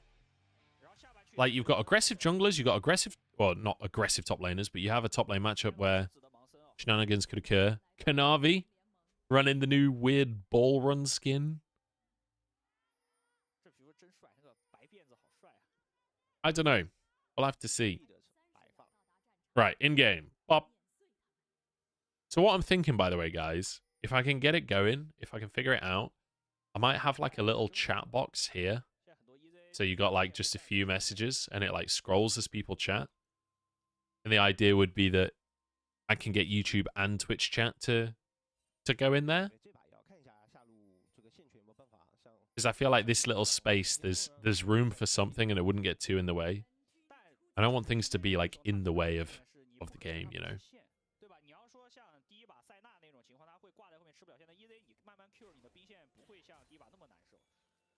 Yeah, Eclipse isn't bad on Ezreal.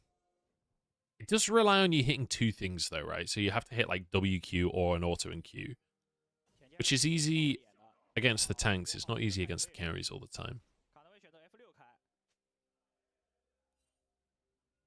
Yeah, Quick Blade. The problem is, I've not watched the video yet, but there's a video from like a Challenger Korean AD carry that does a lot of like sort of coaching videos and stuff. And he's got a video that basically is flaming Ezreal Quick Blades, so... Because you basically don't build any other crit, right? I'm assuming is the logic he's running.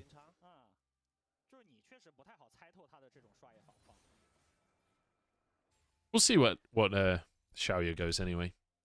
He started with Doran's Blade. Some players do start with the tier, which I don't hate starting tier. It depends on the matchup though. Like against Varus, who's going to be quite aggressive, Doran's Blade is going to help. I will say as well, Ruler actually has the lethal tempo, so this is going to be an on-hit Varus. It's not going to be the lethality that I was expecting. Which kind of surprises me, but I suppose you've got a Yone, you've got a Rakan, you've got a Xin Zhao, so plenty of targets that you can hit.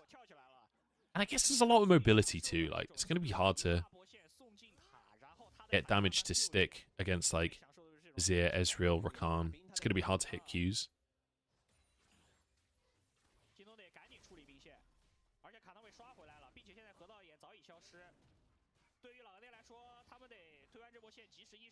Yeah, EQ would trigger it, yeah. Any two instances of damage, they can be the same damage instance, I believe, as well. Just has to be two separate. Like, so it could be two Qs or two autos, you know. It just has to be two separate instances. So, like, WQ would proc it instantly because it's two separate sources. which is why the like Malignant's Corki Eclipse build was insane, because you instantly proc both damage sources. Obviously, they patched that out. Which I'm like, on the one hand, I really hated it, and I'm glad it's gone. But on the other hand, I feel like patching that out is kind of... I don't know, what do you guys think of that? Because, like, it did suck to play against, and it sucks to watch. But also, that is just the game working as the tooltips say. Like, the fact that that doesn't work kind of doesn't make sense. Okay, force the flash from Yagao. Oh, great Q, Kanavi! I don't think he can finish anything, though. Oh, that would have been sick if he had a bit more damage. Damn, kind of caught Haichao out there, honestly. Are they going to dive this? I love that Jin Zhao is running the Baolan skin, by the way. I absolutely fucking love that. Oh, sorry, my pen's just sat in the middle of the screen. Yeah, the LGD comp is so hard to get. That's what I was talking about with Lethality Virus as well, right? It's so hard to, like, hit this team. It's so hard to catch them without just... Unless you've got... I mean, that's why Maokai's so good here, right? You have essentially undodgeable... Well, not undodgeable, but very difficult to dodge hard CC. But then the rest of the team can follow up, like Varasol onto whoever got caught. Nobody's that tanky. One thing is Meteor can tank it and use his ult. So that'll make things a little bit more difficult. Good start from LGD though, honestly.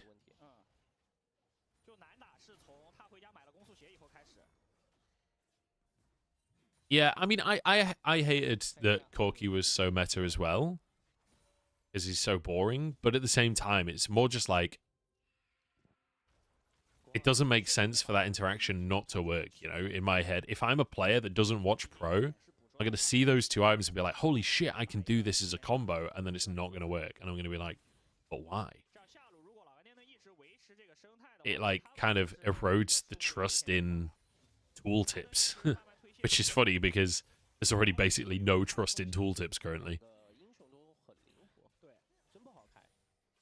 Like, I would much rather go on the wiki and look at an ability than look at the tooltip in the game, because half the time it feels like the tooltips are not necessarily wrong, but like don't explain interactions and things.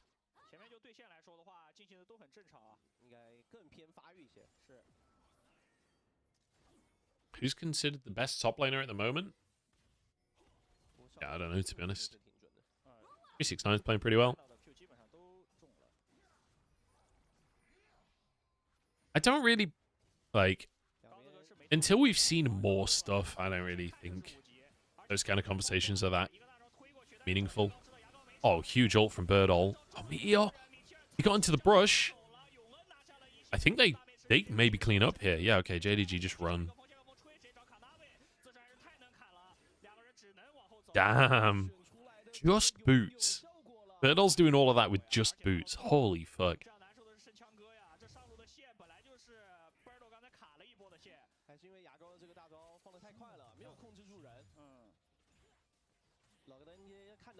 Yeah, that's a good point, actually. Bin's playing really well, too.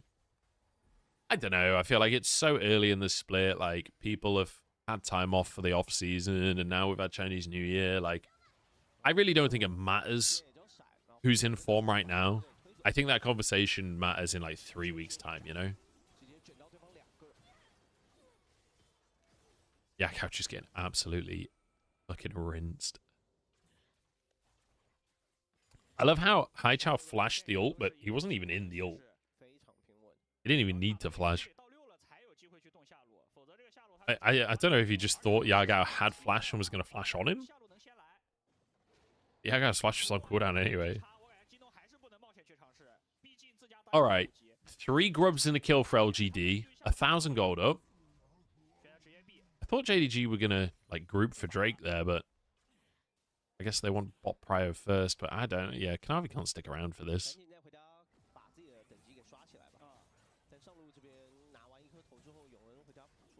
Man, Birdall is getting so much done top.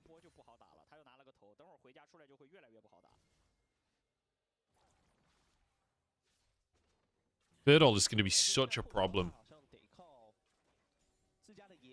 Because I feel like, I mean, I don't know the matchup super well, but I have to assume that this is pretty Yone favored. Like, how does Aatrox ever really get anything to stick?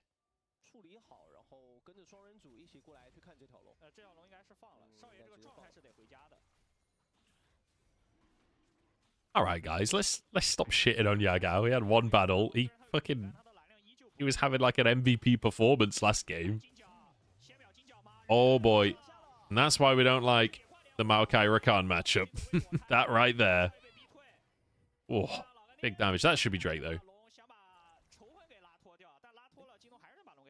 The Drake basically chases them all the way to mid lane. That's Drake. And on top of that, Ruler gets to sit bot. He's going to get at least 2 plates here. Although he might have to go for a reset, so maybe he only gets 1.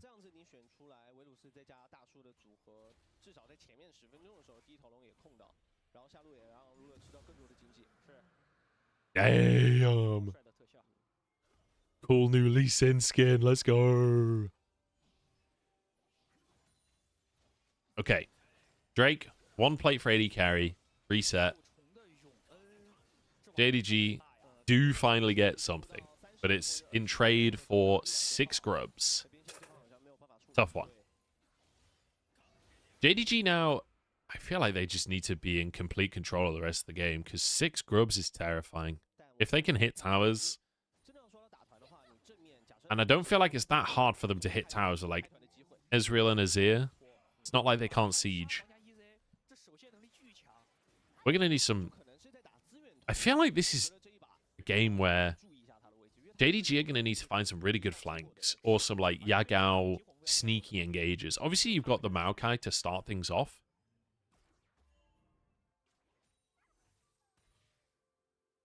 Oh, look at Ruler. It's like, get out of my lane, bro. It's like, I am way stronger than you, and I fucking know it. Oh, what's that? This is your rookie split? Get the fuck out of my lane, brother.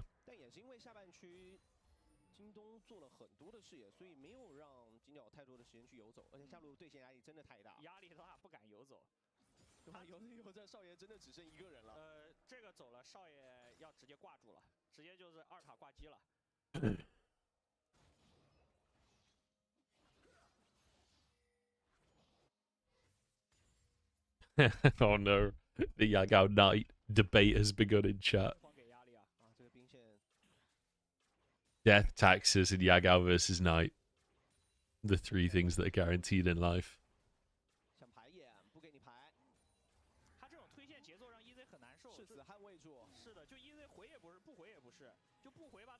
No worries, Simple. Thoughts on LCS live patch games? I think it's cool. I think, you know, you're trying to innovate to make the broadcast interesting and, like, make it more entertaining for viewers. I don't think that there's... I don't think people are going to suddenly start watching LCS without innovation because, like, I don't know. For me, personally, I don't watch LCS because I'm not American and the game quality isn't that high. So doing stuff like playing on live patch, that gives me a reason to watch LCS. So I think it's great. I totally agree with the thought process.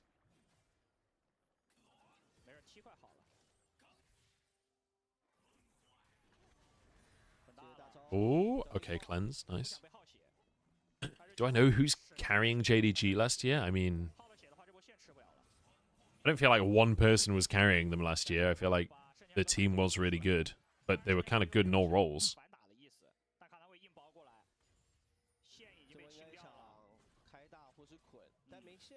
I've not been able to catch any of LCS yet. I've missed all of it, but I do intend on watching some. Okay, bit of damage on Jin Zhao.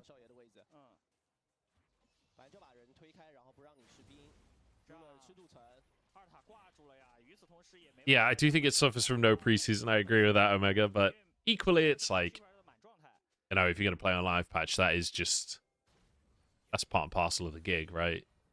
If you're choosing to play on live patch, you are going to have to deal with the fact that there's going to be bugs on the patch. That's one thing, actually. I wonder how much like chrono breaking and stuff ends up happening this year in LCS with the fact that they're on live patch. I don't know if any of you guys have been watching a lot of LCS. Has there been a lot of pauses and things? I've not, like I said, I've not been able to watch any yet, so.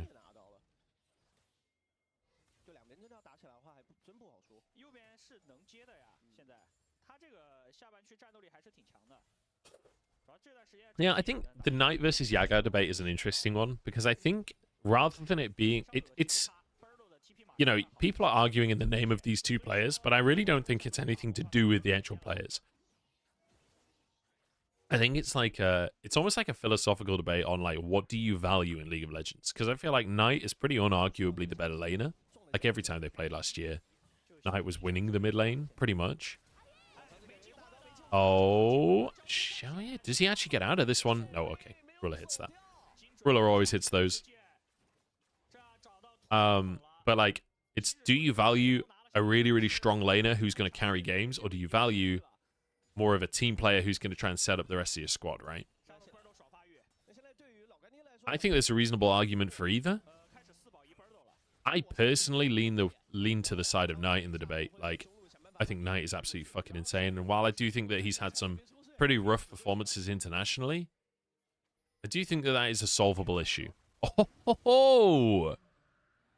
Kanavi kicks Jinzhao out of his W to get the smite on the Drake and leave. That's gorgeous.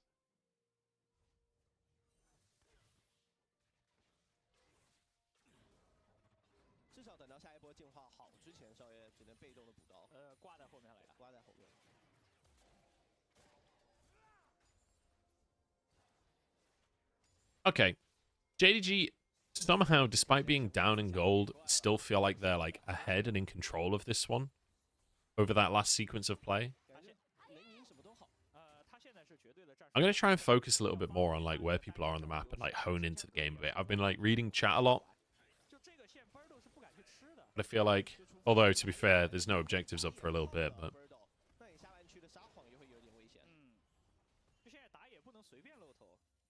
we're still not even on one item here for Flandre. Birdall is really fucking scary right now. Okay, we got the Gromp. Meteor may have overstepped here, honestly. Yeah. I mean, he saw Ruler and was like, yeah, this is a kill. But, like, Birdall can't go in on that. You're outnumbered. Like, the fact that you already know that Aatrox is there and you've just seen Kanavi, like, you know that you're outnumbered. That's not a play you should be going for.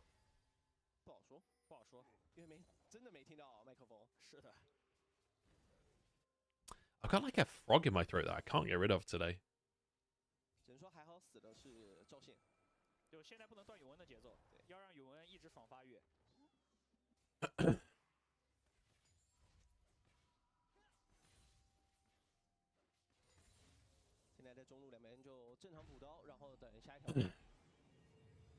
All right. But yeah, so here, like, you see Flandre, you see Kanavi, Ruler comes up, and Meteor... I mean, I guess he didn't really hard commit. He was trying to leave, I think, and just got virus halted. I think that's a big difference between Ruler and, like, other AD carries. You often see Ruler, like, roaming around to make plays in a way that other AD carries often don't. Like, usually in those plays, it's a support that arrives, or a jungler that arrives, or a mid laner that arrives. It's very rarely an AD carry that arrives, and I feel like Ruler is one of those AD carries that is looking for those opportunities. You're putting the kettle on? Oh, absolutely, mate. Can I have a coffee? Sort us out. All right. There's no Drake up. We're just fighting for vision here. Haichao's kind of behind everyone.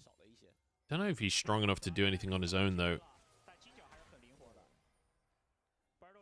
I don't know what we're fighting for, but I kind of like it.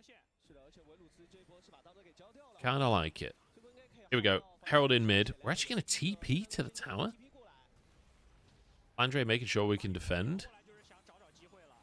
Ooh, bird all big ult. Follow-up's great. Oh, beautiful from LGD. Bird all is looking for a fucking MVP here. And he might just get it. Listen to the Chinese commentators just shouting his name. Hell yes. That's fucking gorgeous. And it's clear that, like, I feel like LGD today, generally speaking, have been on the same team. Even in the losses, it feels like at least they are working together.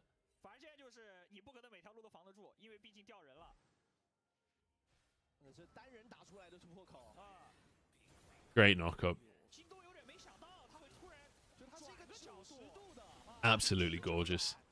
And Xiaoya gets one of the kills as well. Honestly, Yone and Ezreal getting the 2 kills, it really couldn't be much better than that.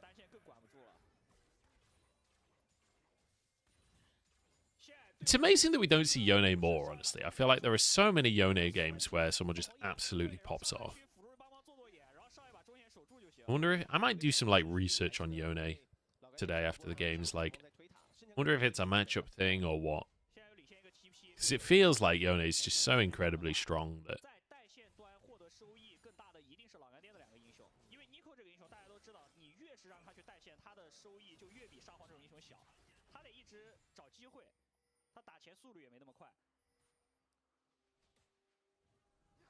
All right, 1,000 gold lead for LGD.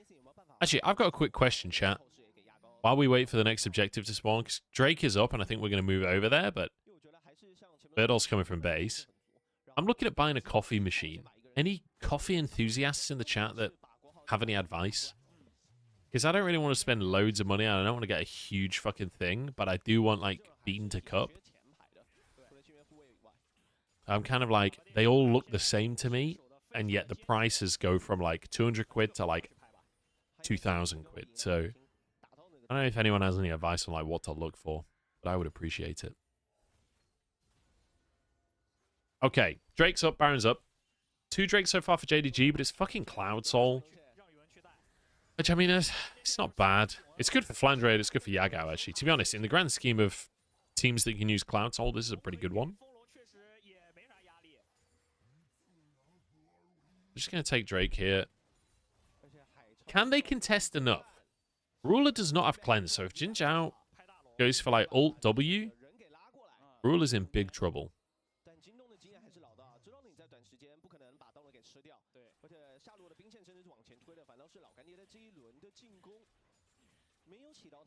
James Hoffman on YouTube, okay. What I found when trying to look at reviews and stuff for them is, like, they just start talking about shit like the quality of the crema and stuff like this that I've never thought about in my life. And, like, crema quality is not going to make something 150 quid more valuable to me, you know? I feel like either they're really, really in-depth or they're not in-depth at all. That's my experience of reviews for Coffee Machine so far. Here we go. LGD, I think, in a really good spot here. Jin Zhao has quickness too. It's not going to start the fight. Oh, no, they're too scared. I feel like... I mean, this is perfect for JDG, right? They got the Drake. They stopped the Baron. They even have inside track on mid lane, although they have no minions. Watching Ruler play on Hit Varus makes me want to play on Hit Varus, but I always feel like you don't do enough for solo queue. It takes a long time to come online, and I don't know.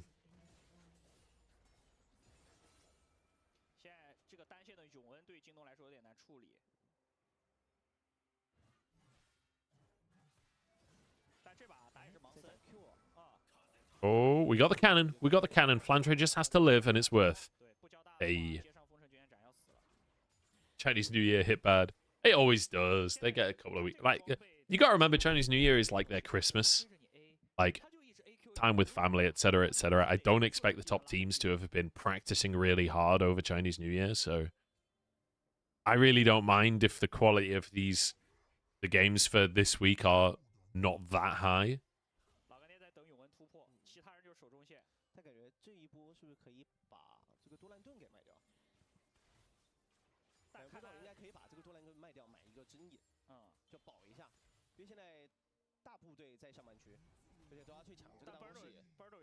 He's a world champion barista. They have barista world championships?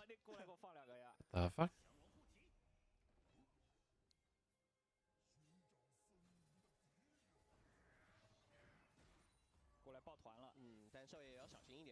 Okay. Baron's still up. We're just posturing all game. It's 2,000 gold lead for LGD. Like, they've done... Honestly, I'm so impressed by LGD in this series. Like, by no means has this been JDG's best series of the split or anything like that. But the fact that LGD, they're 2 and 3, they're a team that realistically, they don't have big names. They don't have any, like, you know, Meteor is a veteran and, you know, Birdall coming into the league. But realistically, this is not a team that everyone was, like, super excited for. The fact that they won game number 1 of the series, yeah, it was a draft diff, but they still fucking took a game off of JDG. And now game 3, they're 2,000 gold ahead. This feels winnable for them, especially with how Birdall's playing on the Sione. So, like, generally speaking, I'm really impressed by LGD today. Even if they lose, this is a really good sign for them. Like, they seem like they're running out of steam across the series. Like, this game, they feel way less convincing than game number 1. Game number 1, they were so decisive and, like, had a clear game plan. And, like, I was really impressed by them in game number 1. Game number 2, they get absolutely power stomped. But the fact that game number 3, they come back in, and while it's not been as decisive, they are up after getting turbo stomped like that in game number 2. Like, it's good to see them, you know, showing up again here in game 3.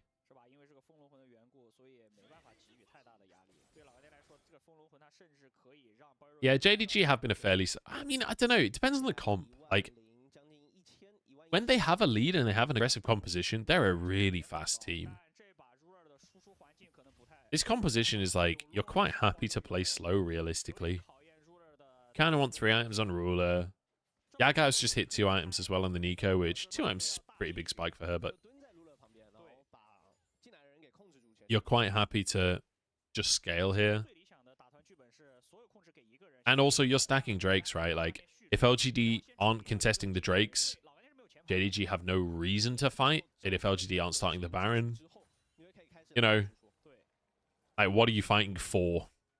If you're not convinced that you're that far ahead, especially with the position that Birdall's currently in, like, why would you be starting fights as JDG?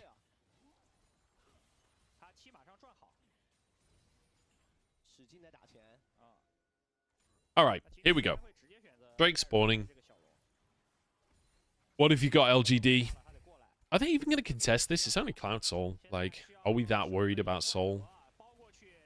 Jin Zhao has an amazing position. Yeah, get out of the ward, just wandering around. Okay. Drake will reset at least half. Okay, like full resets. That's great for LGD. It's honestly kind of good for JDG too, because I'm not sure they want a 50-50 this. The 50-50 favors JDG, though. Okay, Birdall. Oh, flashed away from. Got the Drake, though. If Meteor lives, they're happy with this. Oh, Birdall is in so much fucking trouble. Right, Birdall dies. Kanavi. I thought he was going to live then. Munchables survives. I mean, 3 kills for 1. It's just unfortunate that it's Kanavi that died. But Meteor died too, so honestly, you can just take Baron, right? You even have Execute that. Like, you kind of have a smite with Varus. With the WQ, you do like 1,500 damage or something.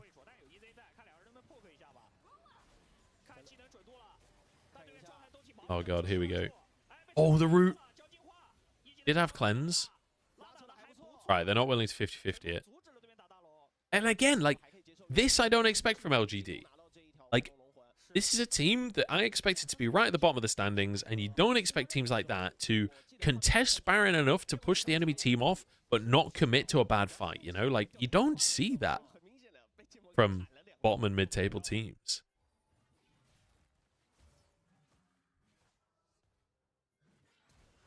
Wow. Half of his health. Whether or not that's worth the flash, I don't know. But I suppose it set them up to get this fight. Okay, we go again. Ruler is on 3 items. I feel like we need a big siren for when Ruler hits 3 items. Big fucking red light starts spinning around.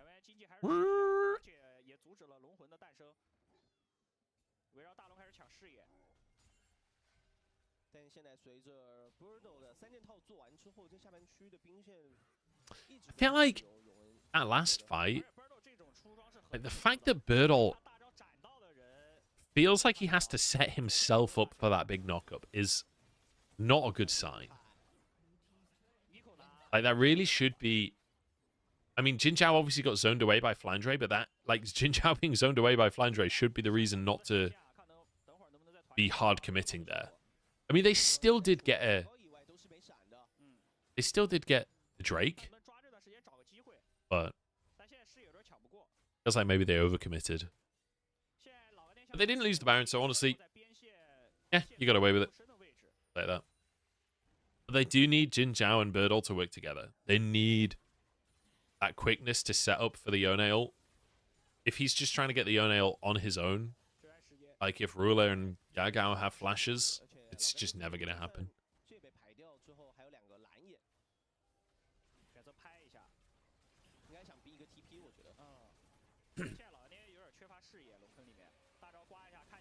Yeah, that's just the way the LPL's schedule goes. Sometimes you get a couple of games behind. I don't know how they decide that stuff, but yeah, quite often it happens. I feel like it's a huge advantage. Oh, no! Oh, it's fucking over. It's fucking over.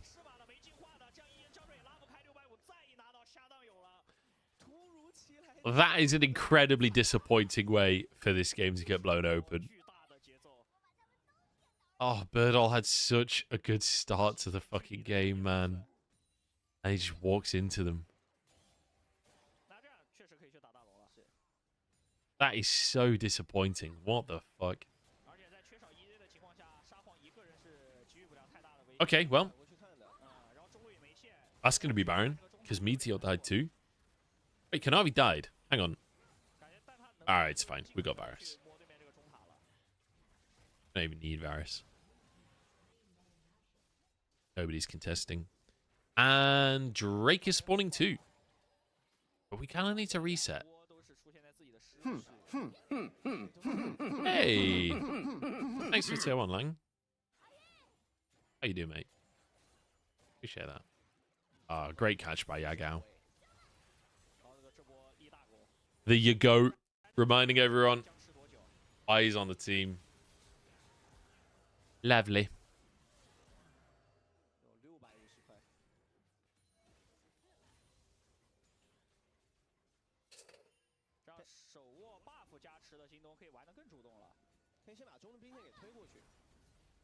I appreciate you, Lang. Well, it's a fucking disaster. LGD were doing so well. Now they're massively behind in gold. This thing starts the fight. We're just going to go in because we're just stronger than you. Huge ult from Yagao. They're kind of overextending, though. Like, Ruler can't get in the fight. He's stuck in River. Okay, but honestly, I think it's fine. You traded mid and jungle for mid and support. And we're fighting over Drake Soul, so we have smite, you don't. And everyone just dodges the ult. Ruler just literally destroys Xiaoya 1v1. Is that game? I don't think they can end. I don't know, 40 seconds on AD carry. Haichao will be back in 20 though, so I don't think it's endable. Maybe if you can snowball. They don't have ults or anything. Like, if Birdle goes in too early, it's endable, but I don't think that this is something you commit to.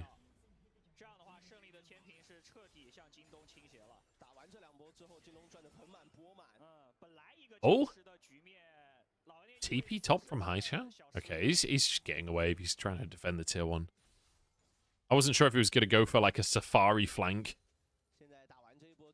Fucking flank from Narnia. He's just getting the wave, I guess. That worth a TP? I don't know. I suppose. What are you using Azir TP for late game? Oh. The coordination is actually kind of insane from Kanavi and Yagao there. You can tell that they used to play together, can't you? Like, he kicks him in, Zhonya's is there, and then Yagao times his ult for the Zhonya's. That's really clean from Kanavi and Yagao. There we go. That's Sol.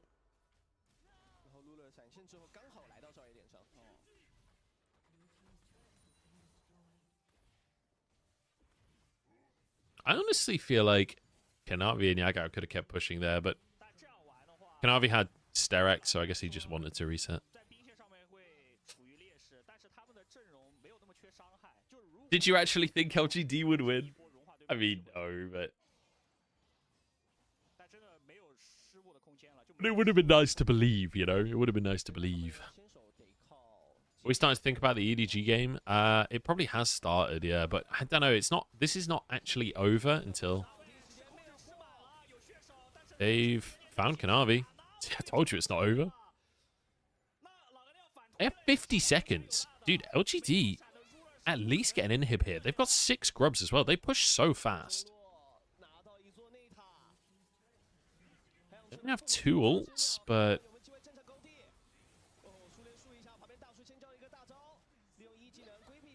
on the next wave... Oh, no. Xiao, you stepped way too far forward. Okay, he's fine. He's alive.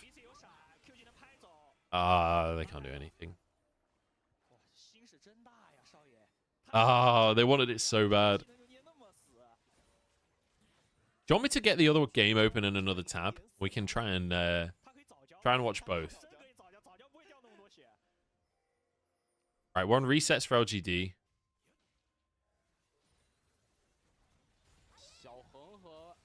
I don't know what the fuck Kanavi is thinking here. Goes in on a Rakan W as well, like. Oh my god.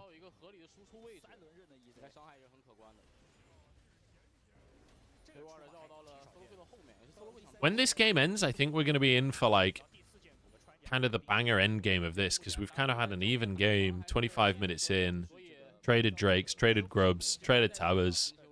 We're 1,000, not even 1,000 gold apart. Excellent. I'm going to keep this up muted. Are they going to get away? I think they get away. Right. Let's finish this game. Come on, guys. What? There's no objective up. Baron in 30 seconds. What's going on here? Baron is up. No Drake up. I don't think this is going to be a fight anytime soon.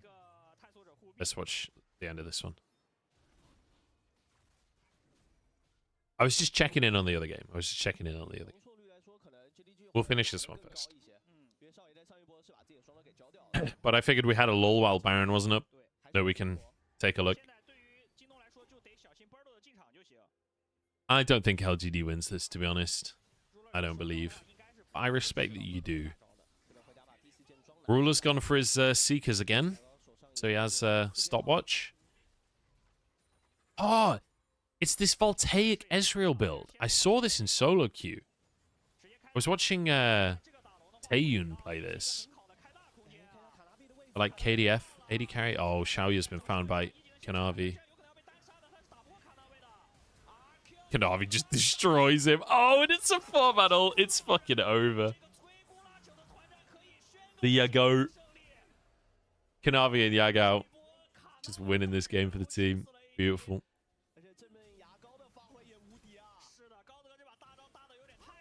Gorgeous. Oh, that's game. They just run it mid. Beautiful stuff.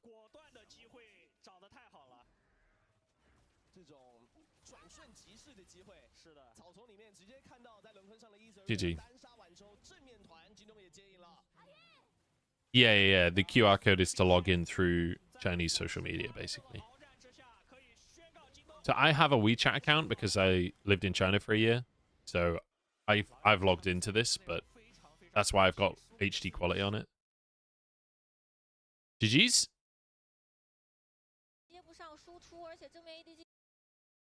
Okay, let's change my title.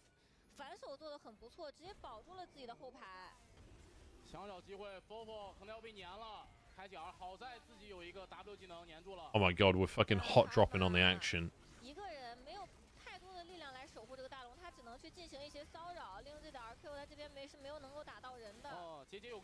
I don't know what happened, but we'll get a replay.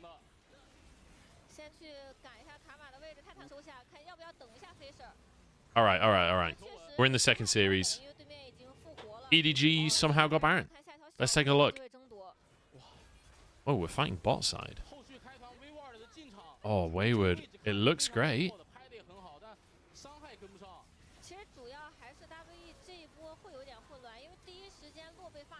How the fuck did EDG win this fight, man?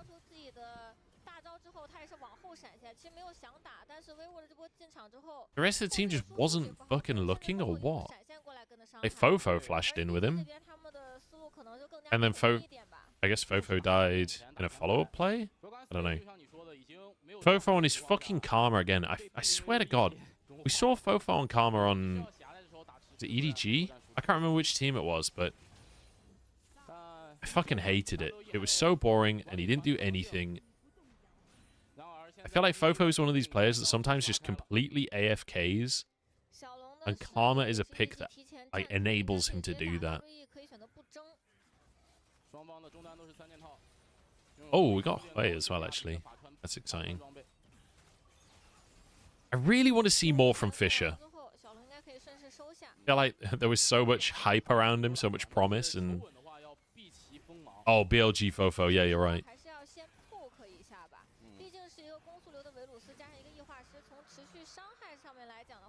Okay.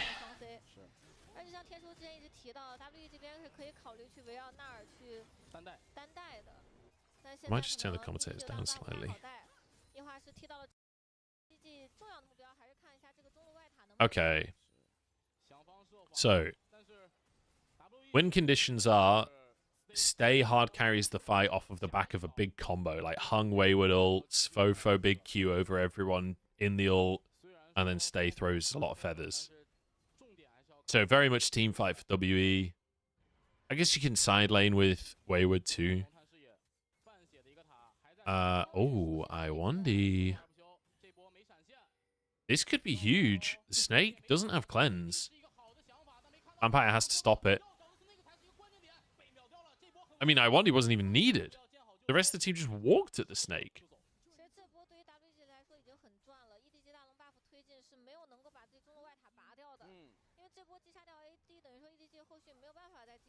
I feel like, hilariously, we've just come out of an LGD series and the gameplay quality has dropped.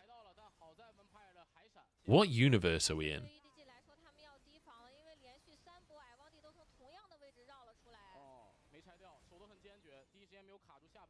What fucking, like... How does this EDG roster still not have a single win? I mean, I know how, because I've been watching, but, like... I don't know. You wouldn't have thought this would be, like, a 17th place team. I guess that's the nature of the rookie experiment, though, right? You've got a bunch of rookies on this roster. We don't know how they're going to do.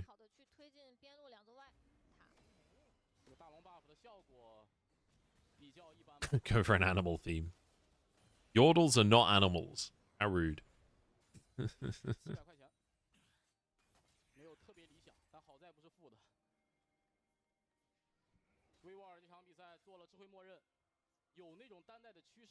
Oh, wait. I get you, Fischer, the Snake. I thought you meant the compositions. My brain just, like, crashed.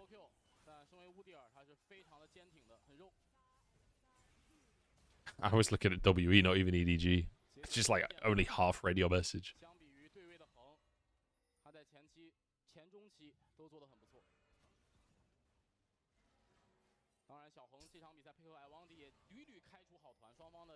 We're on Cloud Soul again for this game.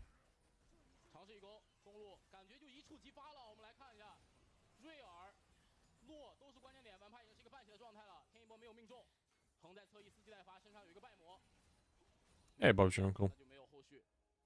两边都在尝试。等的就是一波团，看谁沉不住气。钻过血后捏了一下王帝，摸了一下完派尔就没血了。Oh, you headed off to Lex. Thanks for watching, man. Appreciate it. 这种情况的话，卡尔玛会有一些优势。 Hope to see you again, mate. 威沃的怒气不错，率先来到了正面。W 就要卡这口子，不让 EDG 这么轻松的挤回来。威尔的马上变大。Okay, Wayward. 想去压一下中路二塔的血量。 You can just zone as Mega. This might get you a tower. I don't think it will. Okay. Wayward keeps on trying to make things happen for the team. Okay, this time we're on board. Nice. Fisher picked. I don't think EDG can punish this realistically. 这个位置侧面 Fisher 还是有点不谨慎了，在第一时间没有跟队友汇合，后面还跟着一个纳尔的时候，可以看看要不要直接交闪溜。毕竟在现在可能要面临守中路内塔的情况，保住自己的血量才最重要。哦。威沃的也是比较果断，看到有一个落单的会，直接选择了闪现留人。 Okay, Drake coming up. Man, I need a cup of coffee. I am a caffeine addict, and I had my first cup like 3 hours ago. I was banking on that break between the games. It's okay. I can do it after this one.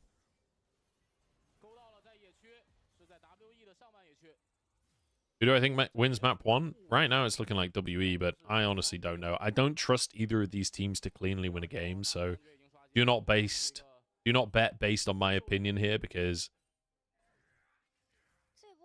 as far as I'm concerned, this is just a fucking... Might as well be guessing with these two teams. I trust WE more than I trust EDG. It's not saying a lot, though.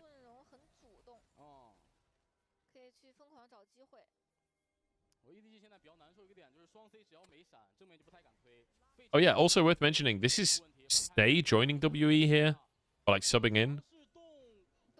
Prince got subbed out over Chinese New Year. Not on the main roster anymore. Oh, Wayward's Mega.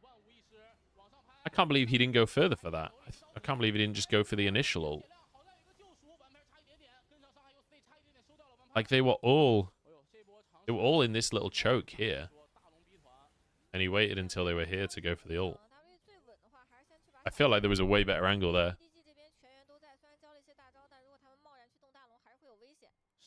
Hey, Toshi. How's it going? I don't know if I hope I'm saying that right.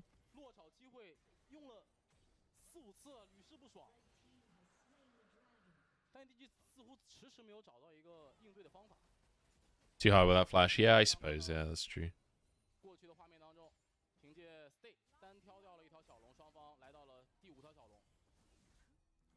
Karma's damage is disgusting.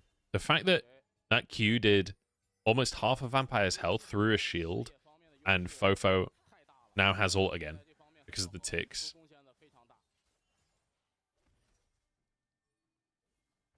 So annoying. You go for the Horizon focus as well because all of your damage is far away from you.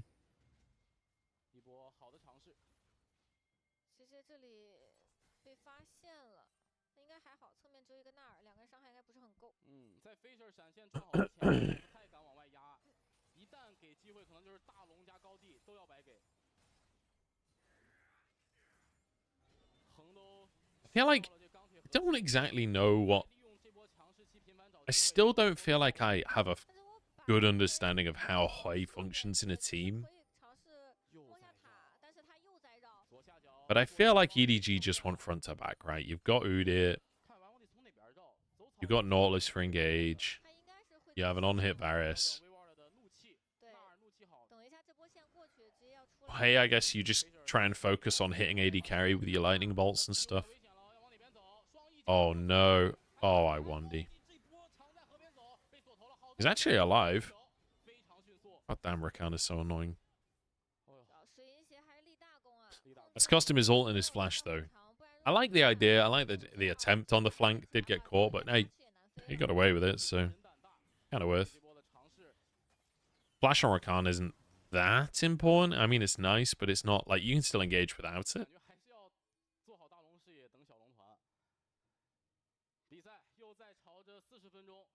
Look at the CS on the AD carries, about 400.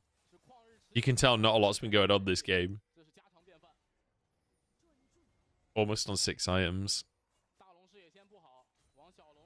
Stay is really close. I wish I could see his... Can I see his gold? Careful. He has 900. So he can't quite get his item yet. Oh, great feather pull on JJ. He's dead. Well played, Stay. He held his feather pull for so long. Yeah, the UI on Huya is great. It's really, really good. The player isn't as good, like, in terms of how fast it works and stuff like that as, like, YouTube or whatever. But I think that's because it's got all this built-in functionality, so it slows it down.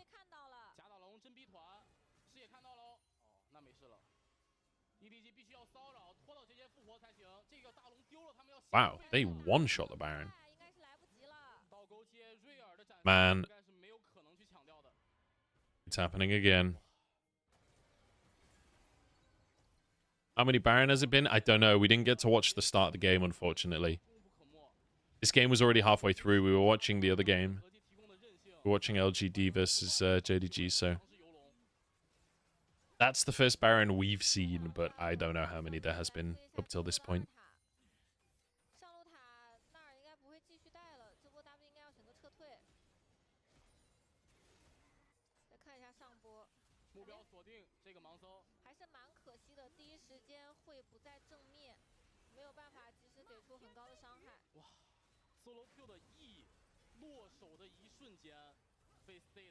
Damn, that damage on Malignant.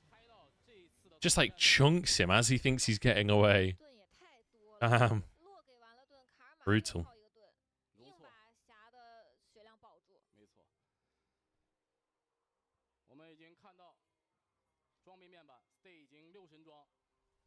This is a long one. Gold is like even as well. Oh, I think WE get this Drake as well, so we're not even going to force Soul. We're not even going to get to Elder. It's going to be like an hour-long game, isn't it? Oh, Q on Stay. What is that shield, man? Shield from my 1D there. It was crazy.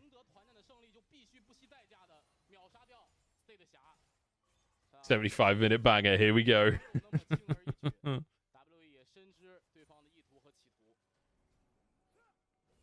We'll have to see. I mean, the thing is, it's like WE, both teams like have ways of engaging, but it feels like there's not that much way for the rest of the team to follow up on an engage, right? So it's kind of non-committal. Rakan can go in, but like, well, Rakan and Rel can go in, but the carries don't really want to be diving forwards. Same for EDG. But both teams are very good at keeping each other at arm's length. WE seem to be getting the best of right now. The Karma poke is going to be disgusting. If they can like siege with this Baron, it's going to be so difficult to deal with the amount of damage coming in. Yeah, I don't know if you kill Udyr. Let's try. That would be Drake for WE.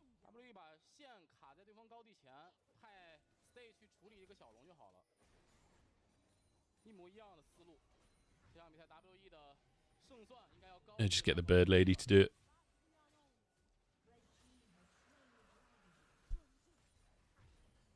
Ugh.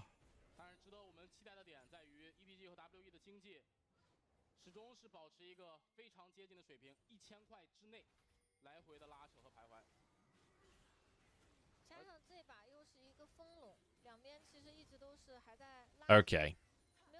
Good stuff anyway. Good hook. Okay. Vampire starting a fight. He's gone way too far forwards.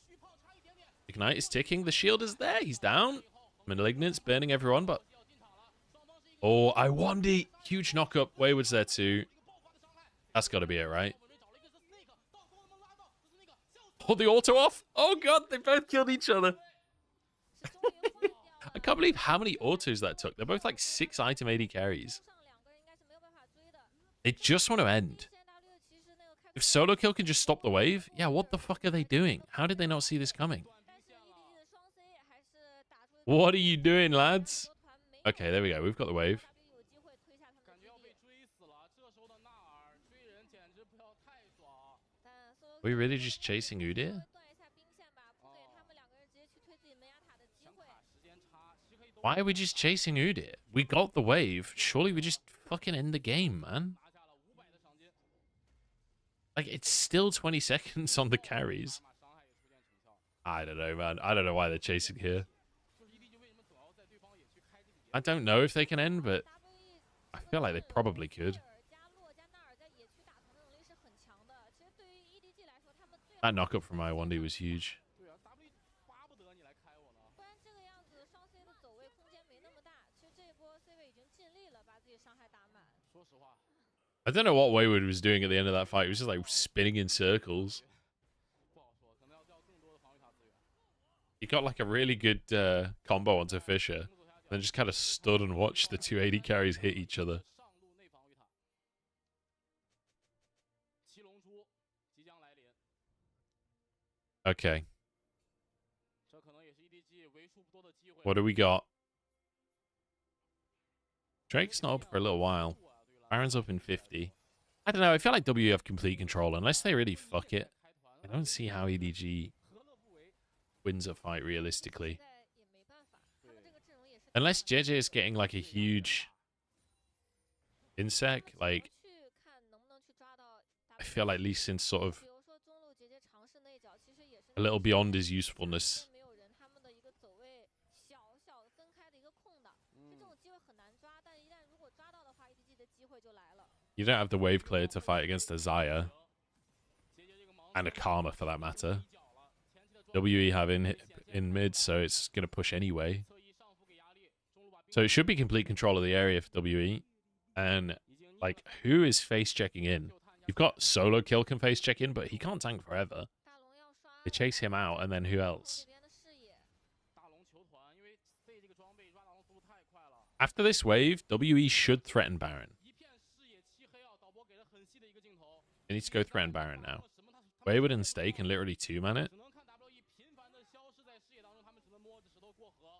Solo kill 一码 Solo kill has to be the one to face check in. JJ's on the way, but it's going to be gone. It's going to be gone. 斜撩看杰杰有机会进去，但威尔一把把 Nice. Really well played. Good Baron control. 后闪现 Wayward survives as well.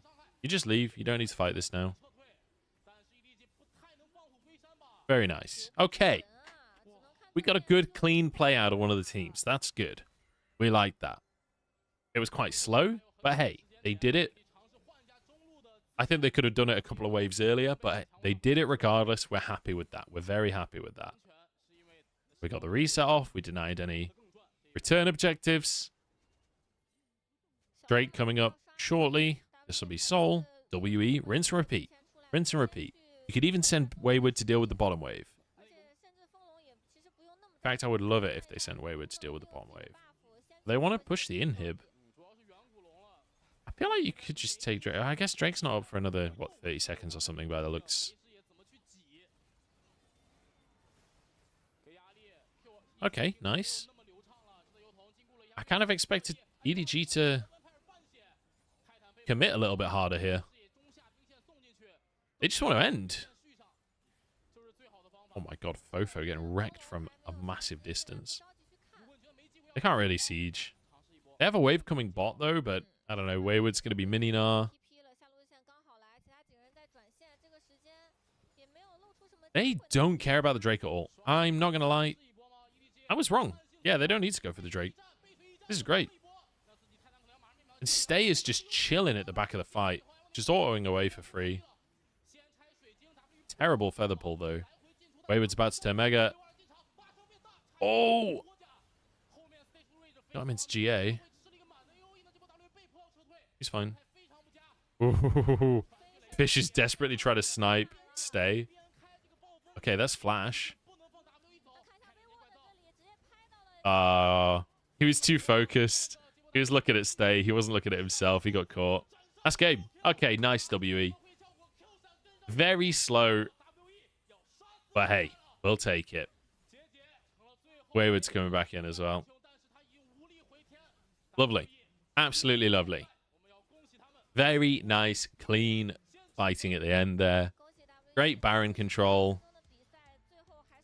Lovely. Good stuff. Right. You're absolutely right. Worn out. I need to go get a coffee. If you're enjoying the stream, guys, make sure to follow, sub if you're on YouTube, etc., etc. I do appreciate the support. I'm going to run and grab a coffee. I'm going to run some ads on Twitch so that you guys don't get ads through the next game. Oh, we're back for game 2. BRB.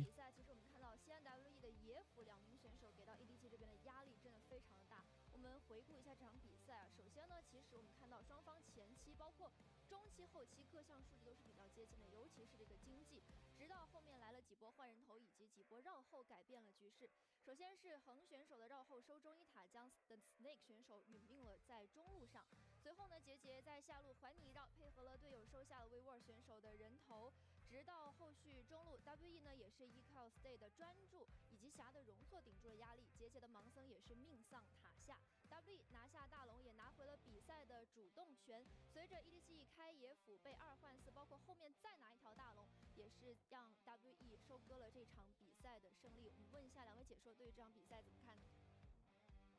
感觉 EDG 的阵容在我看来有点太赌前期了，到了后期他们本需要依赖的杰杰和 Fisher 的这个中野体系，只剩下了没有视野的 Poke 以及杰杰的那一脚。他们其实就是主动性不太够，因为主动性比较依赖泰坦嘛。那泰坦这个英雄大家也都知道是有点可能会有去无回的，是。但如果他一直尝试，但对面又比较灵活，再加上先手点比较多，所以就会显得 WE 特别主动。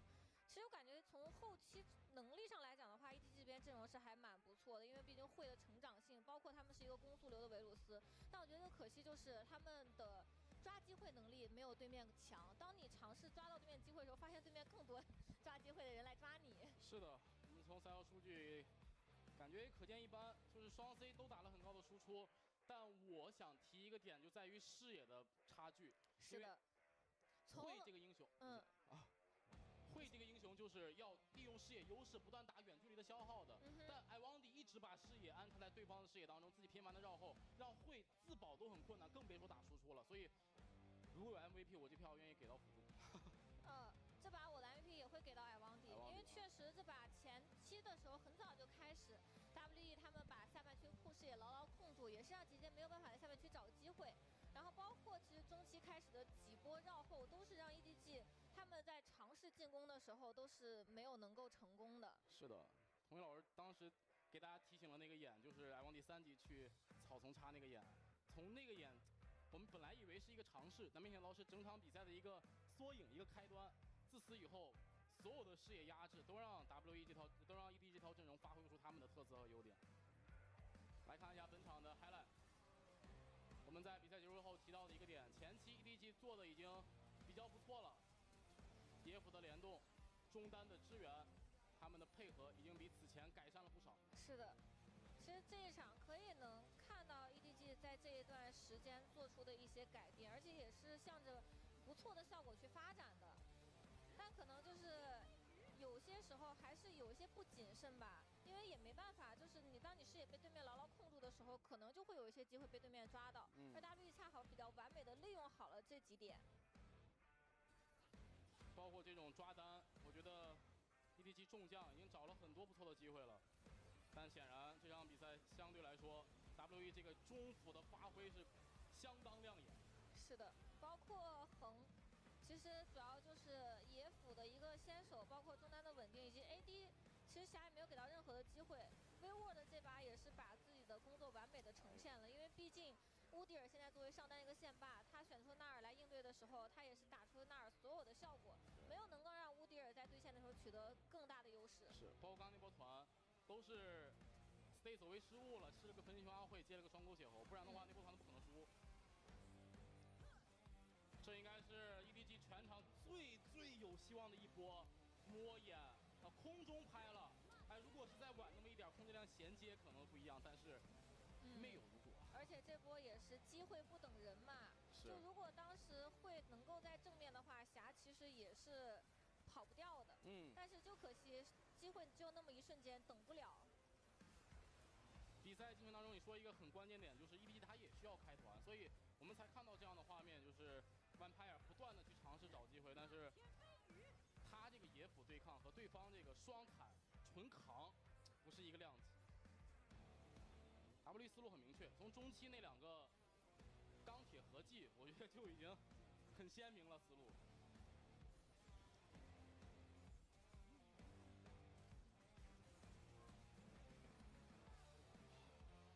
这野辅2个人就是那4个字儿，意念合一。 2个人先手打的有点好。是的，但是他们就是很能记到你什么时候没有闪现，或者什么时候给到了一点点机会，就可以去抓到这很细微的机会。对，就是那波中路，上一波先失利了，然后中路又知道 The Snake 的闪现没转好，就是那波绕后，直接怎么说断掉了比赛的平衡吧。是。我觉得对于 EDG 来说，他们这场比赛第1小局有尝试有改变，都能看得到。其实我觉得这种就是版本的一个更迭吧。从一开始你会发现大家选的都是那种疯狂拉扯的阵容，谁巴不得谁都没有先手。到现在 WE 选出这种其实算是一个3先手的阵容，他们其实拼命的去主动找机会，也是可以去把比赛掌握在自己手里的。来吧，期待一下本场的 MVP， 我觉得跑不了。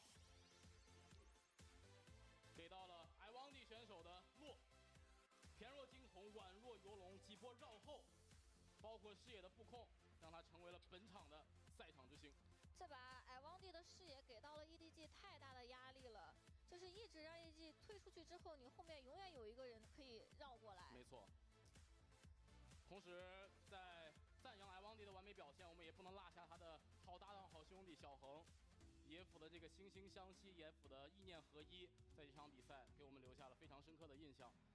哇，当然，我觉得除了期待EDG下场的一个选边调整，还是说，战术布置，我也期待。And the camera on draft. I'll be another couple of minutes, guys. 有人员的轮换。哦，那我们也可以一起等待一下。但就这一场来说吧，我感觉对于 EDG 来讲，他们毕竟是这把的落败方嘛，下把看看能不能去稍微调整一下自己的阵容。我其实目前发现，就是如果你多一些主动性，那感觉中期的时候你是可以多一些找机会的思路，因为像上一场他们比较依赖于泰坦，所以会导致看起来跟对面相比比较被动。是的，那我们也期待着他们的及时调整，把时间交给洋洋吧。感谢2位解说老师的赛后评述。那我们刚刚其实，在比赛最后看到 EDG 在高地上的背水一战，也是感受到了他们的韧性，期待一下他们调整之后给我们带来的表现。我们刚刚收到消息 ，WE 在第2小局比赛当中优先选择了蓝色方。我们稍事休息一下，精彩比赛马上回来。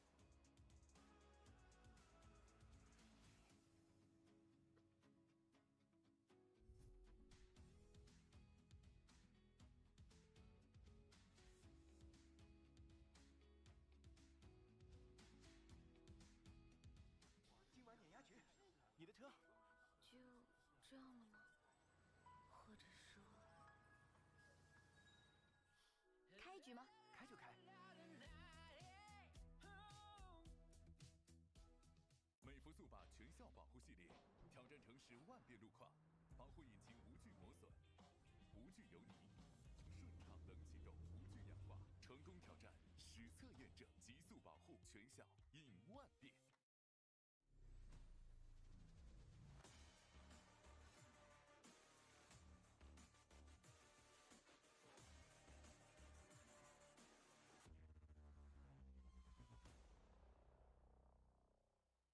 OPPO Find X7系列搭载 OPPO 全球首款双潜望4主摄，专业哈苏人像，拍人像大片就得选 OPPO。OPPO Find X7系列大师影像更有分量。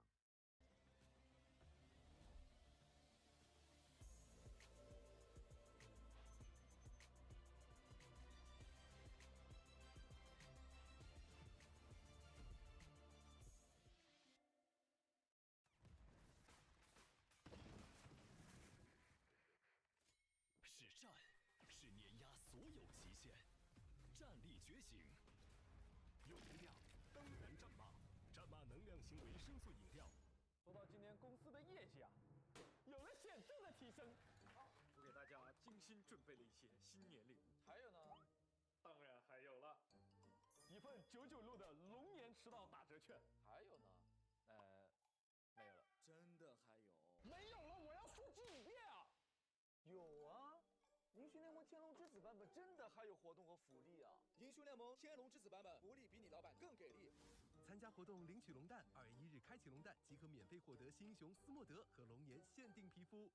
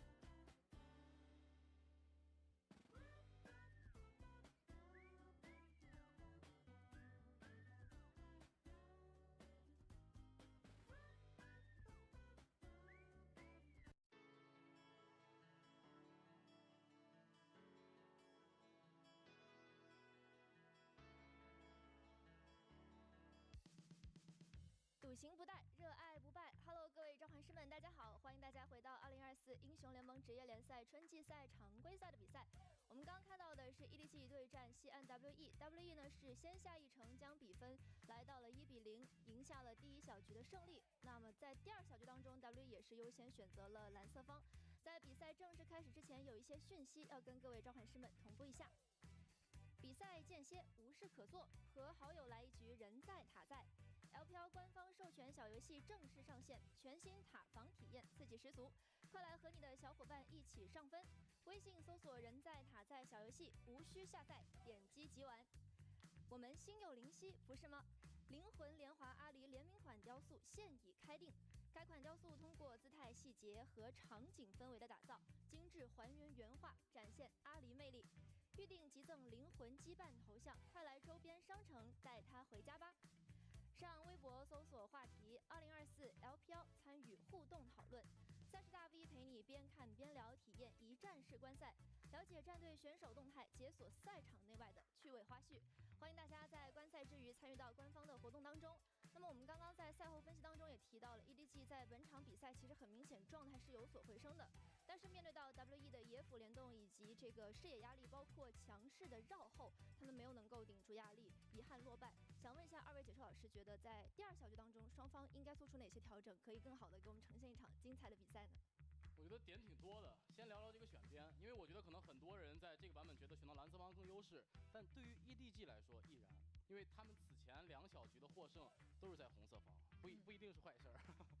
其实现在也是这个版本的话，你后出的劣势没有像之前那么大了，因为可能需要抢的英雄也会是比较多吧，就可能好用的英雄会多一点，然后再加上有一些 counter 效果还是蛮不错的。那我觉得这把可能对于 EDG 来说，当我这些调整就是可能主动性上面要不要再提一提，然后以及就是上路要不要先保护一下 solo Q 的对线。虽然拿到一个可能看起来版本对线有点无敌的乌迪尔，但是 WeWorld 的纳尔是一个非常出色的发挥，没有让乌迪尔这个英雄在前期发出声音。对，我觉得上一场比赛 WE 的分工就做得很明确，所以 EDG 的这个调整可能就像童喜老师说到的，要从各方面进行考虑了。而且，就是他们上一把的 BP 上面来说，我觉得抢维鲁斯也好，以及给 Fisher 拿的这个会也好，其实双 C 是打的还蛮不错的，给到了一定的效果，而且节节盲僧也是其实起到了比较不错的作用嘛。他是all right, team. Sorry about that. 结果可惜的是 WE 这边处理的更好。 I have returned. I have acquired coffee. I have made a cup of tea for my wife and got her cookies. Hey, Jess, how's it going?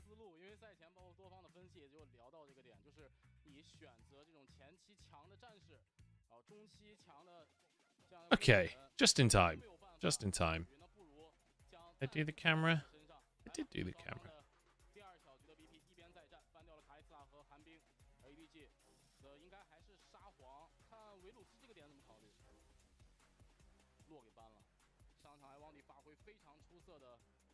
洛上一把真的给 EDG 造成了很大的困扰。正常来说，泰坦打洛是比较好打的，但是主要他前面这个水银鞋出的也比较早，然后加上 EDG 这边控制链没有特别多，也不可能说泰坦大招的就直接。Okay, here we go. Right. 他比较灵活，也是制造了很多麻烦。We're banning Azir. Intriguing.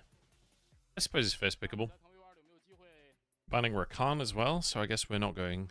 I don't know, it's weird to ban Rakan on red side. Senna ban I totally get. So Varus is gone, Senna is gone. What are we first picking here? Oh, of course, Lucian, yeah. Here we go, Lucian. We force Milio, Felios. Oh, no, we go Cassante. What, are we saying that they won't? So we go Lucian, Milio. Azir is gone. Do we go... What do we want to take into Lucian Milio? I already don't know. Rakan's banned. What the fuck do you take here? This feels like a really hard lane. Zyra Kate, yeah. Yeah, I guess you could go like Caitlyn lane. Nautilus is fine, regardless.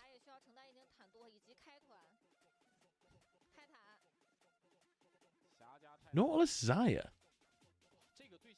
Oh, I was expecting... You can kind of punish the Lucian, though, with Xayah because of the feathers. Like, you throw down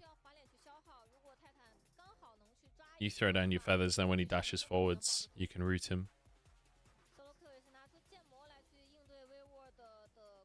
I don't think it's good. I think you're gonna have a hard laning phase, but I guess you're just playing for scaling.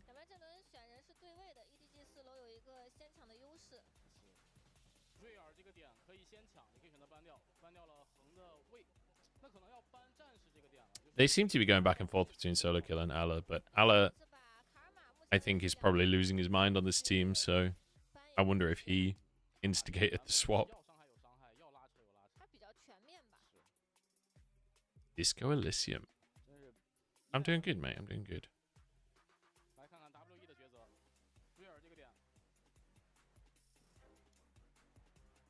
Alright, so we go Aatrox to deal with Cassante. Now we're banning junglers. So, mid laners that are available. Things like Nico. Oh, we're actually banning Corki. Nico, Orianna, Hui. What else is playable right now? I should get Game of Legends up.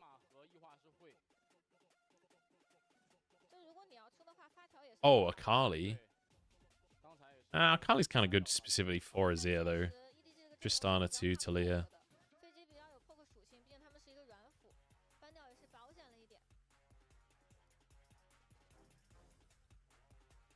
What are we going to blind pick for Fisher here? Oh, Karma. Karma's made it through. Do you care about Karma? I feel like you want something that can go aggressive with the team. I think Orianna's fine. It's good with Aatrox. Actually decent with Lucian as well, because Lucian wants to jump forwards.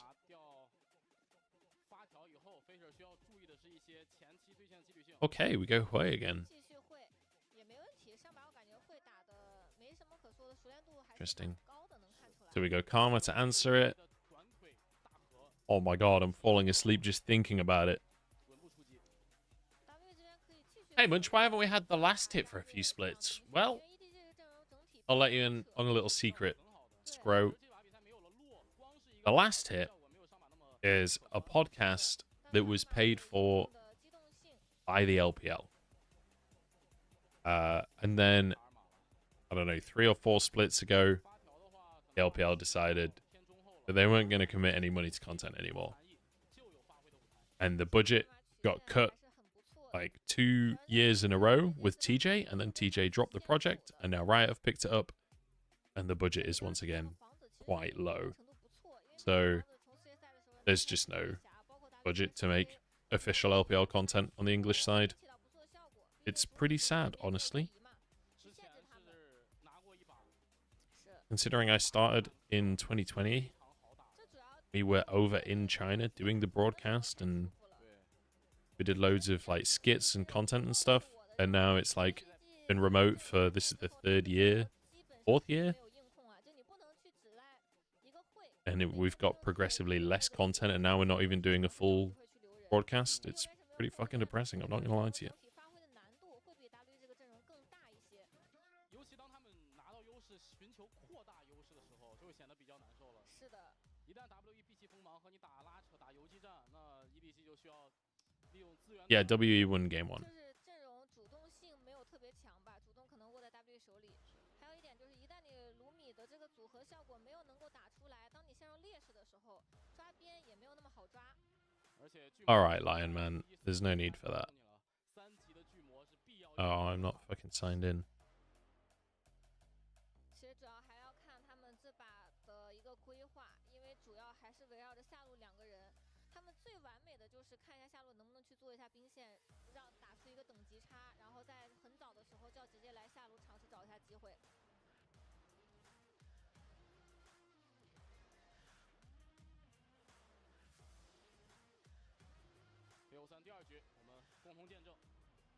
We're not homophobic in this chat, my friend.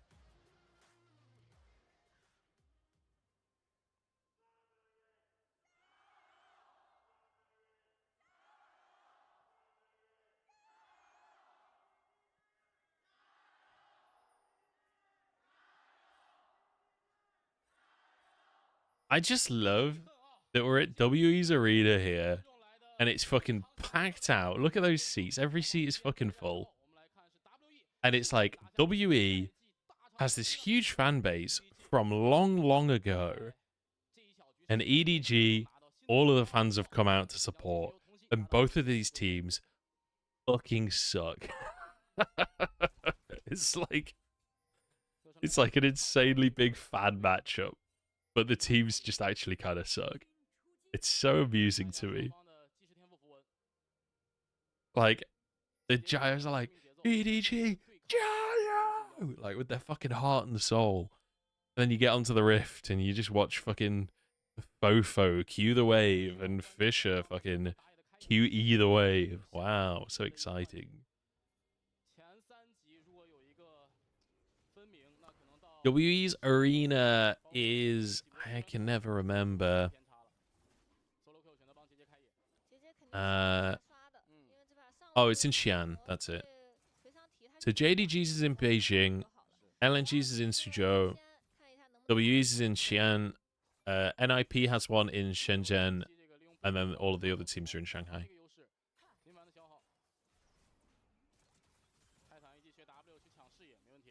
Give me Teacher One versus Scout, man. Dude, take me back. Take me back. Even Shanks. I'll take Shanks.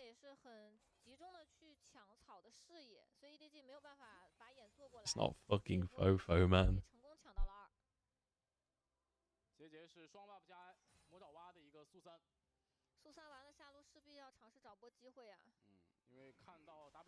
Oh, I wonder, trying to get cheeky with it. Let's try. Yeah, let's talk drafts. That's a good point, Spencer.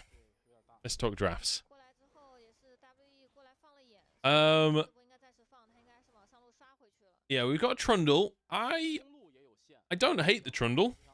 You got some pretty good targets with the Rel, the Cassante, and the Nautilus. Trundle theoretically can get pretty aggressive too. Like, you can get quite up in Hung's face. Oh, sorry, camera. Thank you. I wish there was some way to automatically change it, but there isn't. The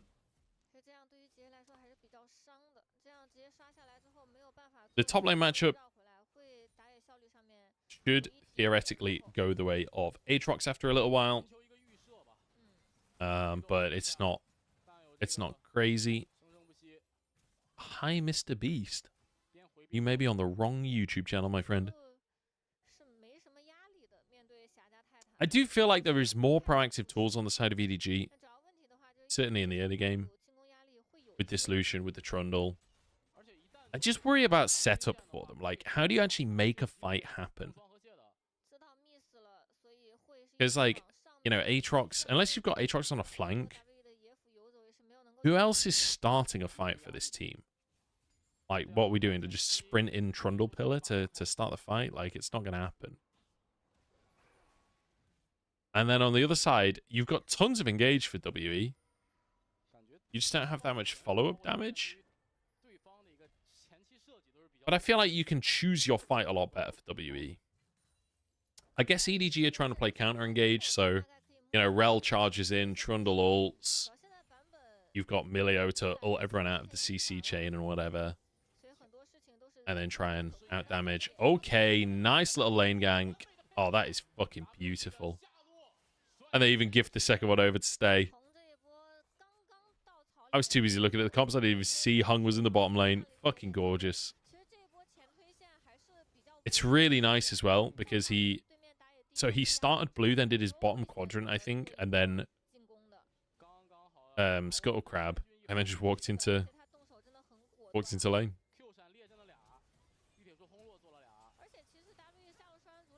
Fantastic. What more could you want? They couldn't even use summoners.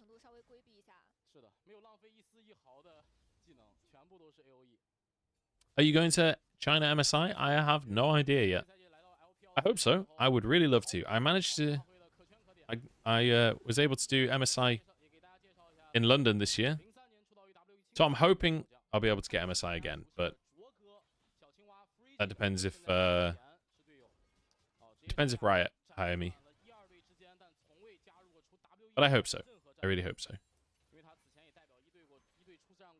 It would be sick.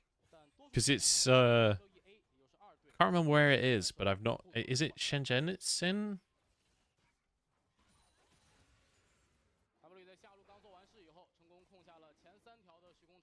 It's in a city in China I've never been to. I can't remember where.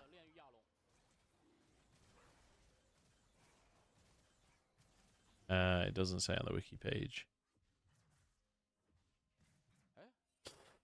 But yeah. Oh, Chengdu.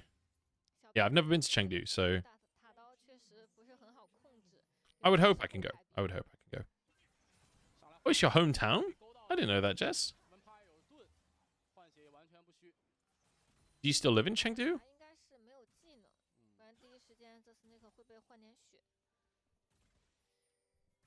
Because if it's in Chengdu and you're chilling, Jess, we should definitely get a beer, my friend. We should absolutely get a beer.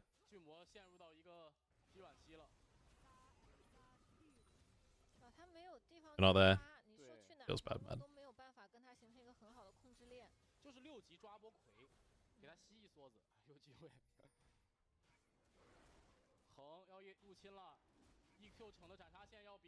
All right.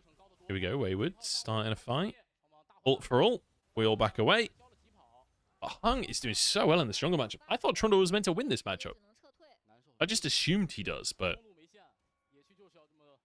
Great gank bot from Hung. Now he's trying to invade and taking a red buff right from under JJ's face. Oh. Look at this from Hung. What a game from Hung so far. Great fear from Fisher. But he loses basically a whole wave for that.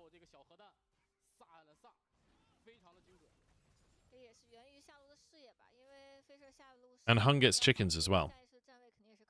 So they don't even really lose much for making the play happen. Just punishing Fisher massively. Getting Fofo ahead.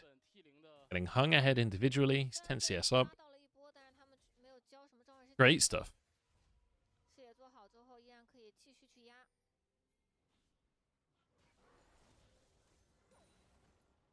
Man. I like this from WE. Bit of proactivity. We got the first 3 grubs as well. Hung should... he's got a minute and a half, so he can finish his Krugs and then move up to the top side for grubs. There's no way they're letting this recall happen. I think he's trying to look juicy. Because Hung is there as well, but no. Stay finishes the recall, so...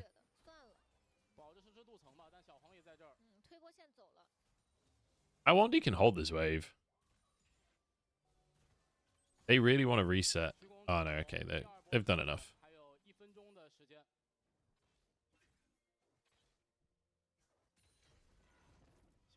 All right, reset City, and then Hung moves topside, clears that quadrant, goes for the grubs. So this should be 6 grubs, I think, unless we get a lane swap. You can see the vampires moving up to the top side. So is Iwandi. I think both AD carries will stay bot. Oh, say Iwandi. Is he still just in fountain? Okay, now he's moving.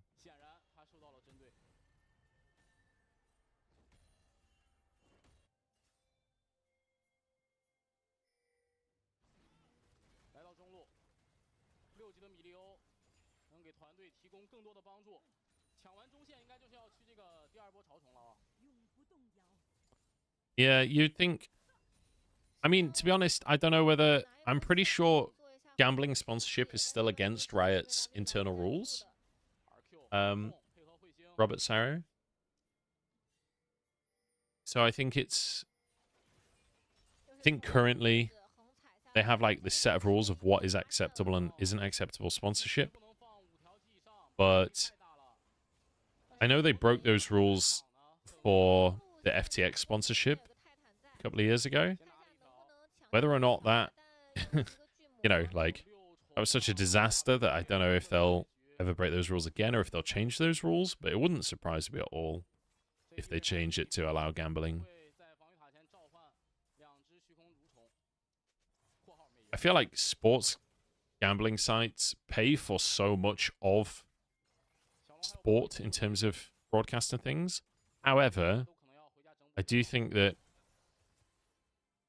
from a, like, ethics perspective, like, betting is, like, proven to be really, really terrible. And, like, has a track record of ruining people's lives intentionally. So, you know, I don't think it's great for Riot to accept sports betting sponsorships, but equally, the leagues need to make money, so I don't know. We'll see how it ends up. I slash from Iwandi there. Happy Drake, though, for EDG. That's 2 Drakes for them. For the 6 grubs.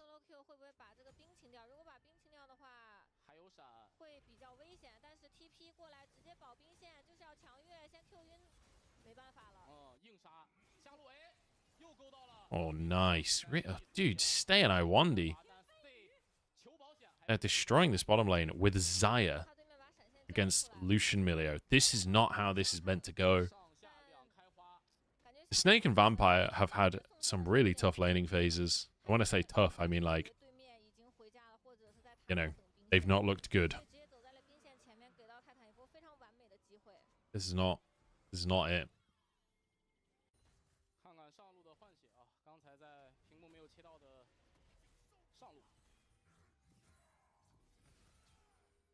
WE 思路很明确，一是等兵线进塔，二是等solo Q 的 Q3结束，打掉闪现以后，也不叫W，永远捏个后手，基永捏住，稳稳杀掉。I mean, the Snake obviously just thought they'd recalled.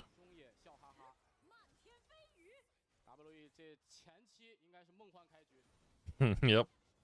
You might be on the money there, Lin. 06.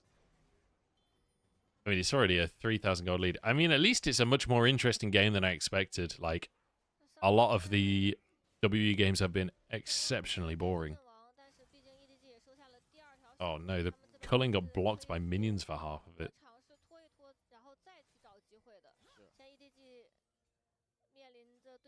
Oh, boy. Tough one. Tough one.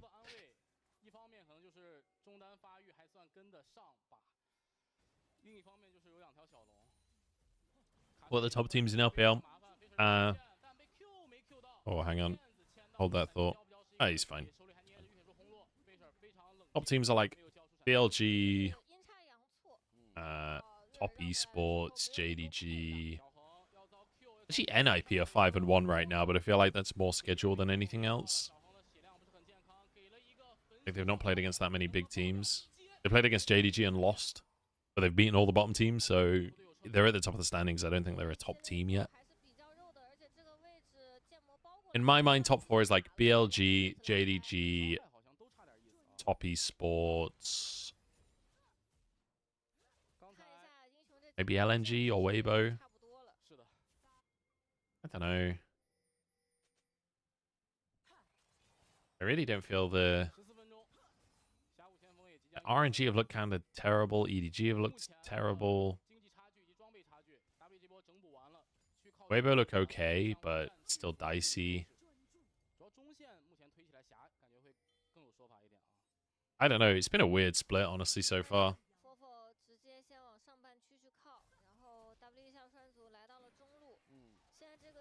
Yeah, I mean, I think NLP are good, but I think it's impossible to say that they're a top team right now when they've only played against bottom teams. And the one top team they played against, they lost. Like, I do think that... I think that NIP can be a top team, but we need more footage before we can actually say, yeah, this is a top team, you know?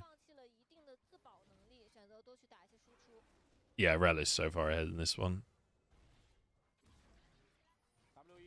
I don't know. I feel like for EDG, you've drafted this comp that kind of wants to play counter-engage, but now falling so far behind that even if you...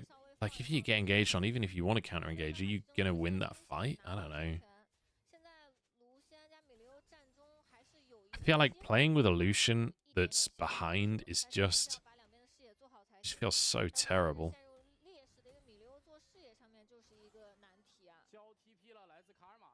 I don't know. We'll see. Maybe it's winnable. Yeah, I mean, LNG... I don't know. Again, it's like the opposite of the point with NIP, right? Where they've already played JDG and BLG, so yeah, they got beaten by those guys, but I expect them to be beaten by those guys. Like, I don't think that means they're not a top 4 team, because in my mind, their top 4 is in, like, 4th place. They should lose to those teams, so again, we need to see more games to really judge it, but...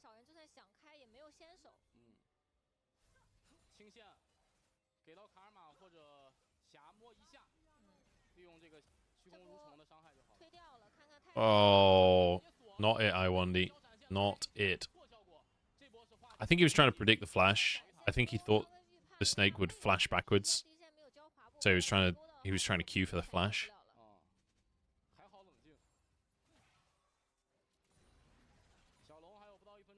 Could EDG stop their losing streak? I mean, they could, but I don't think this is the draft that's going to do it. I mean, it's a 5,000 gold lead for WE. Like, I don't want to overstate it or anything, but right now it feels like EDG are fucked. Who's shotgunning for EDG? I don't know, but I assume JJ. Like, everyone else is so new. It has to be JJ, right? Okay, maybe a pick on Hung. He is so tanky. He's that tanky with Trundle ult on him. Jesus Christ. Okay, opportunity though. We've taken the jungler. Now we want the Drake. This will be our 3rd Drake if we can get it. I don't know if they're strong enough to fight, honestly. They've used 3 ultimates on trying to get Hung down. Okay, it's enough. They've done enough. 3rd Drake, take it. Nice bit of play from EDG. Get in there first. Get a pick.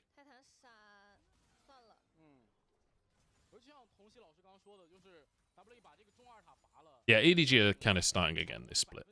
It has been a really rough start, but, you know, just like RNG, it's kind of developmental, right?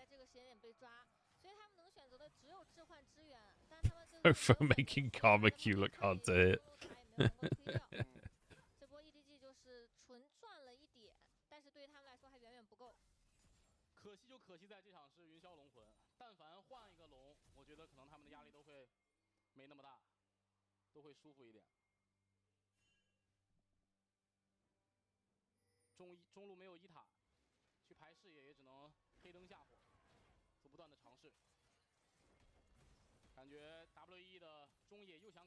All right, Malignance is finished for Fofo. Oh, Hung again. Oh, I1D. Gotta hit those, man.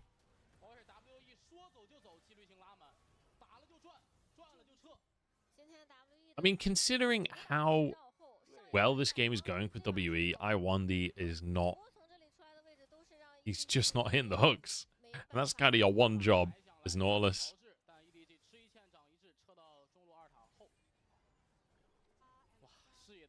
Yeah, I don't know. I don't think it's the downfall of EDG. Like, that's what everyone said in 2020. They came back.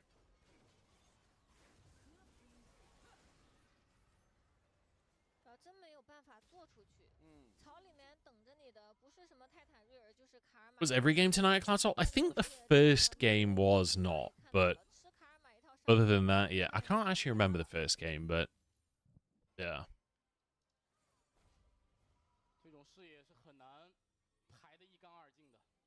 The MVP got to his head, yeah, I guess.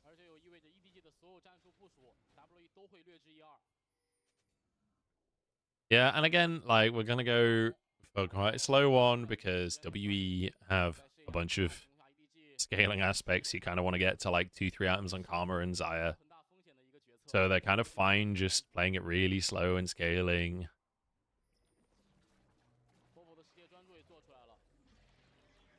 So, yeah. And EDG don't really have any ways of actually starting fights aside from finding a pick, so they have no way of speeding things up. So I think we're going to be sort of status quo gamers for a bit. Why is the dragon timer broken, man? Where the fuck is my dragon timer?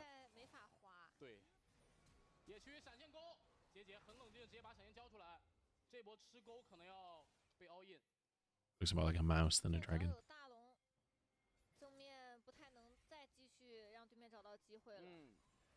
Okay.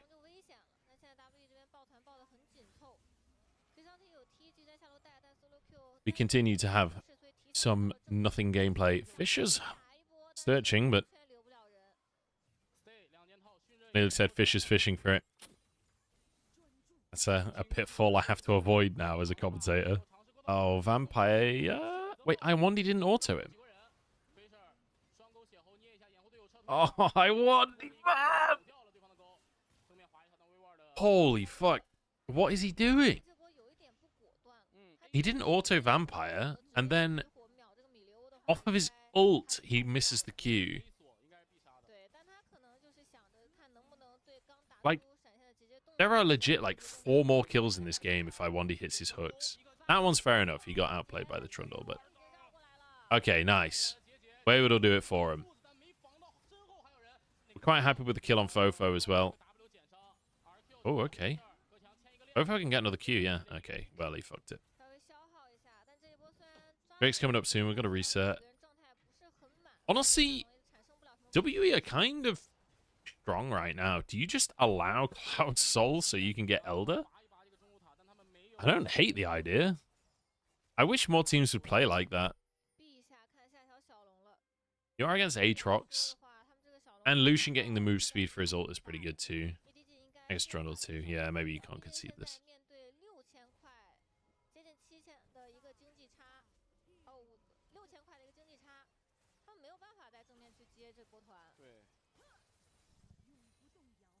Wayward's actually had a pretty good series. His Gnar looked pretty good too.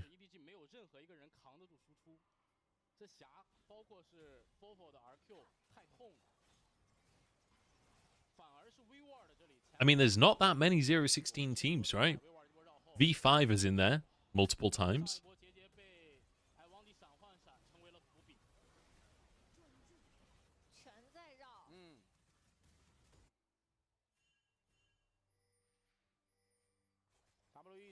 I think V5 did it twice. I think they did it in both splits that year, right?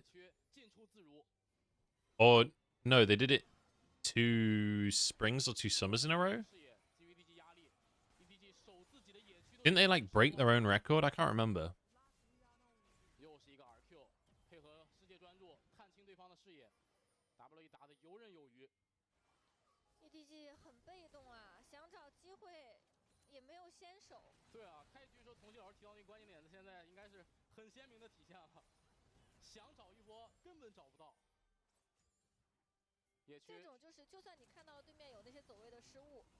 Oh, WE's done it as well. Summer 2022, WE went 0-16.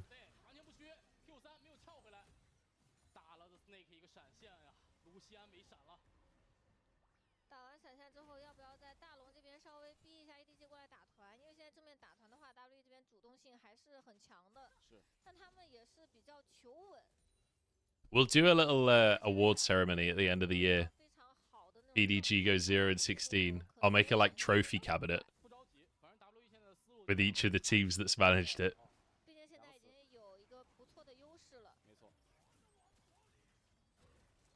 I wish team budgets were public so badly. Imagine if you could put the budget it cost them to go 0-16 alongside their title. Oh my god, that'd be so funny. Compose a song for them? I ain't that guy. You need lyric for that.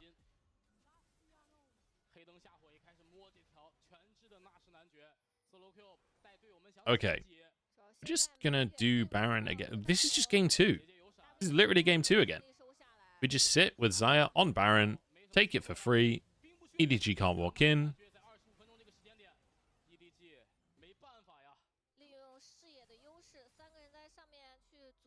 This is literally PvE for WE right now. They are literally just...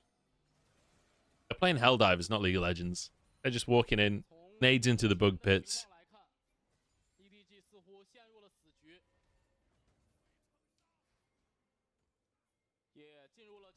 Let's call a 120mm orbital strike on the top tier 2. Direct hit. God bless Super Earth. For anyone who hasn't played Helldivers yet, it's fucking amazing. Get involved. It's so fucking good. Yeah, me too, Rose. Okay, JJ's trying to go in. Oh, we've hit a hook. Iwandi hit a hook, and then his ult hit everyone in the team. Zerlikill's behind everyone. I don't know. Doesn't feel that good of a fight for EDG. Stay is still kind of chilling, unless Solo Kill can get onto him. Got some good damage down, but I don't think it means anything. We got the tier 2. Ooh. I'm trying to get cheeky here, but...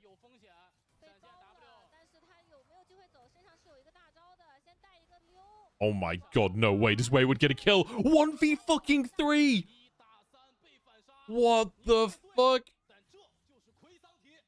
Oh no. That's the worst thing I've ever seen.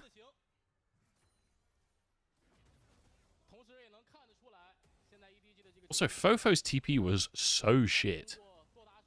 Wayward TP'd bot, Fofo TP'd top, and then just ran bot to try and help Wayward, who literally just 1v3'd anyway. Look, Fofo's just running down at this point. Why did he TP topside? I assumed he was going to pressure the inhib while they go for Wayward. I mean, if it wasn't over before, it fucking is now. That's his MVP, by the way. It's him or Hung. But I think Wayward gets it this time.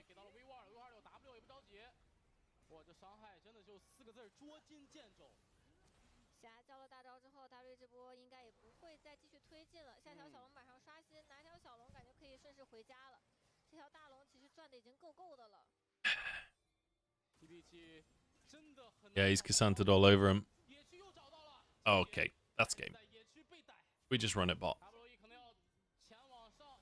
They're not going to have Baron, but I don't think it matters.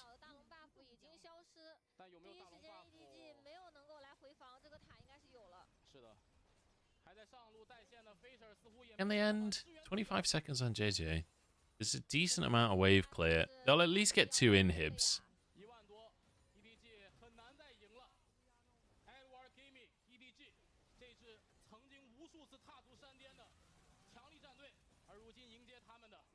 Wow. They're just going to end. Well, WE, they sped things up for game 2. I love it. I love it. Hung gets my MVP. Wayward did get a solo kill, but I think Hung gets it for me. EDG hold on? Surely not. I was going to say, a couple more autos. Let's get this tower down. There we go. Just end, boys. Just end. What are we doing?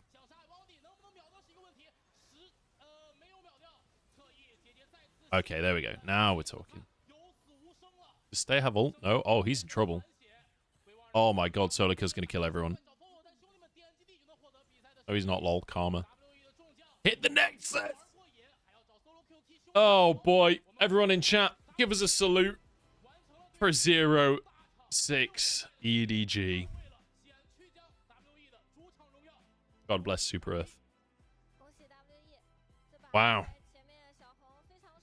EDG. Nasty way to go.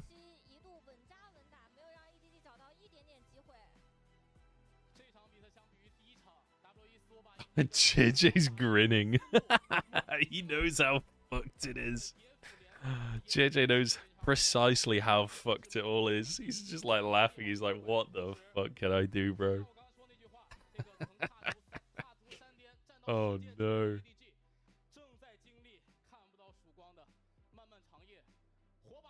What's your opinion about Raya buffing ADTF?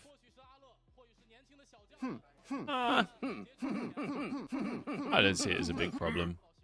This is what I'm doing for democracy. Cheers, Coxie. Appreciate the sub, mate.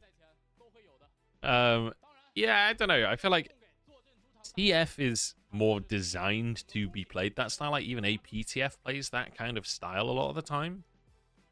I don't see it as problematic. Whereas APTF, AD LeBlanc shouldn't have that kind of wave play. I think that's the big problem, right? Is that AD LeBlanc is rewarded for really uninteractive gameplay, whereas AP LeBlanc, you kind of have to go in a little bit more.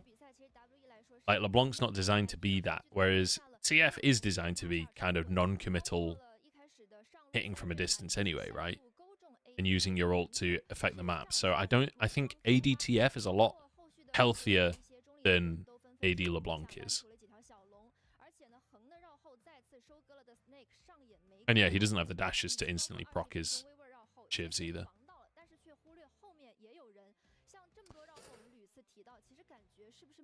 Well, GG's, lads. Thanks everyone for watching. It's been fun. It's been real. It's been real fun. Good one. I want to see who the MVP is. I'm saying it's Hung. In fact, you know what? The official MVP, I don't care who they vote for. I'm saying it's Hung because Hung played real well in that last game. The other option is Wayward, but I think Hung deserves it. I think they might vote for Wayward because he got a solo kill. But, well, a 1v3 kill. But yeah, for me, it's Hung. The early game was so good from Hung. Thank you very much for watching anyway, guys. Make sure to follow the channel. If you're on YouTube, drop us a sub. I do appreciate it. If you like the stream as well, it all helps with the next one. I'll be back tomorrow morning, same place, same time. In fact, no, not same time. I think tomorrow is... Let me double check. It is the same time. Tomorrow is 2 series. And we'll see if LNG can sort of get back on the horse a little bit. Yeah, appreciate you all watching though anyway. I'll wait until the MVP comes up before I end the stream, but if you are going to head off, I do appreciate the support. Lion Man won't drop you a sub, never. Fair enough, mate. You do you. I can't make you. Hell yeah, shooting for life.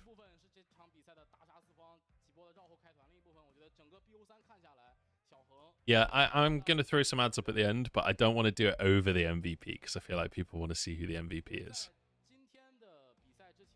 LPL Official is only live Thursday to Sunday, this split. Just so, yeah. Hey. Cheers, Fedster. Shalom, gang. Shalom. How the fuck do you miss that hook, I wonder? That is incredible. What's WE's score now? I think it's like 4-2? Yeah, 4-2. And they actually looked okay. They don't look like a top team, but they looked okay. They look coordinated. They look like they're on the same page. Fofo with a weird teleport, but generally speaking, decent. They definitely looked a lot better than EDG did today.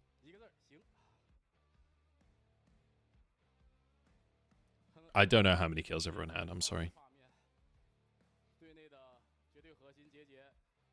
Come on, give us our MVP. We want our MVP. Oh, we got a hype train? Let's go. Thanks, guys.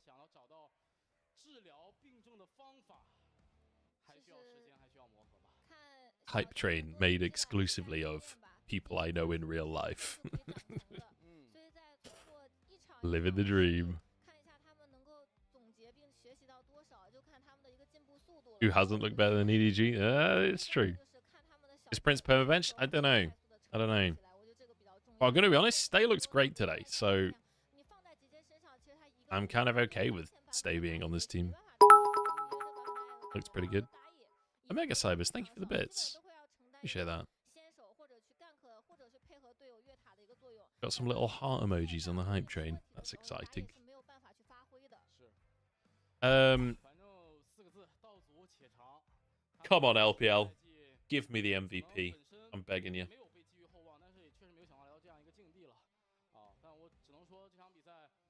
Here we go. This is the zoom out they do before player of the game. Hey, it's hung. Let's go. That's what we wanted. That's what we wanted to see. I do feel like the MVPs in general have become a higher quality this year. Like, we're seeing more of the person that impacted the game the most as opposed to just the person that got the most kills, which is good. I wonder he robbed of MVP. He was trying to get the MVP for EDG.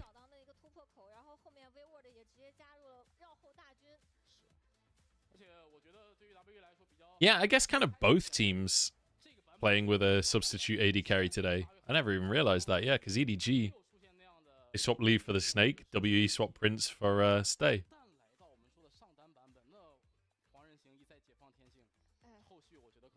Kind of exciting. Okay. Not a bad little stream. 4 hours today. Had some decent games. I thought the games were going to be much worse than that today, to be honest. Especially the first series.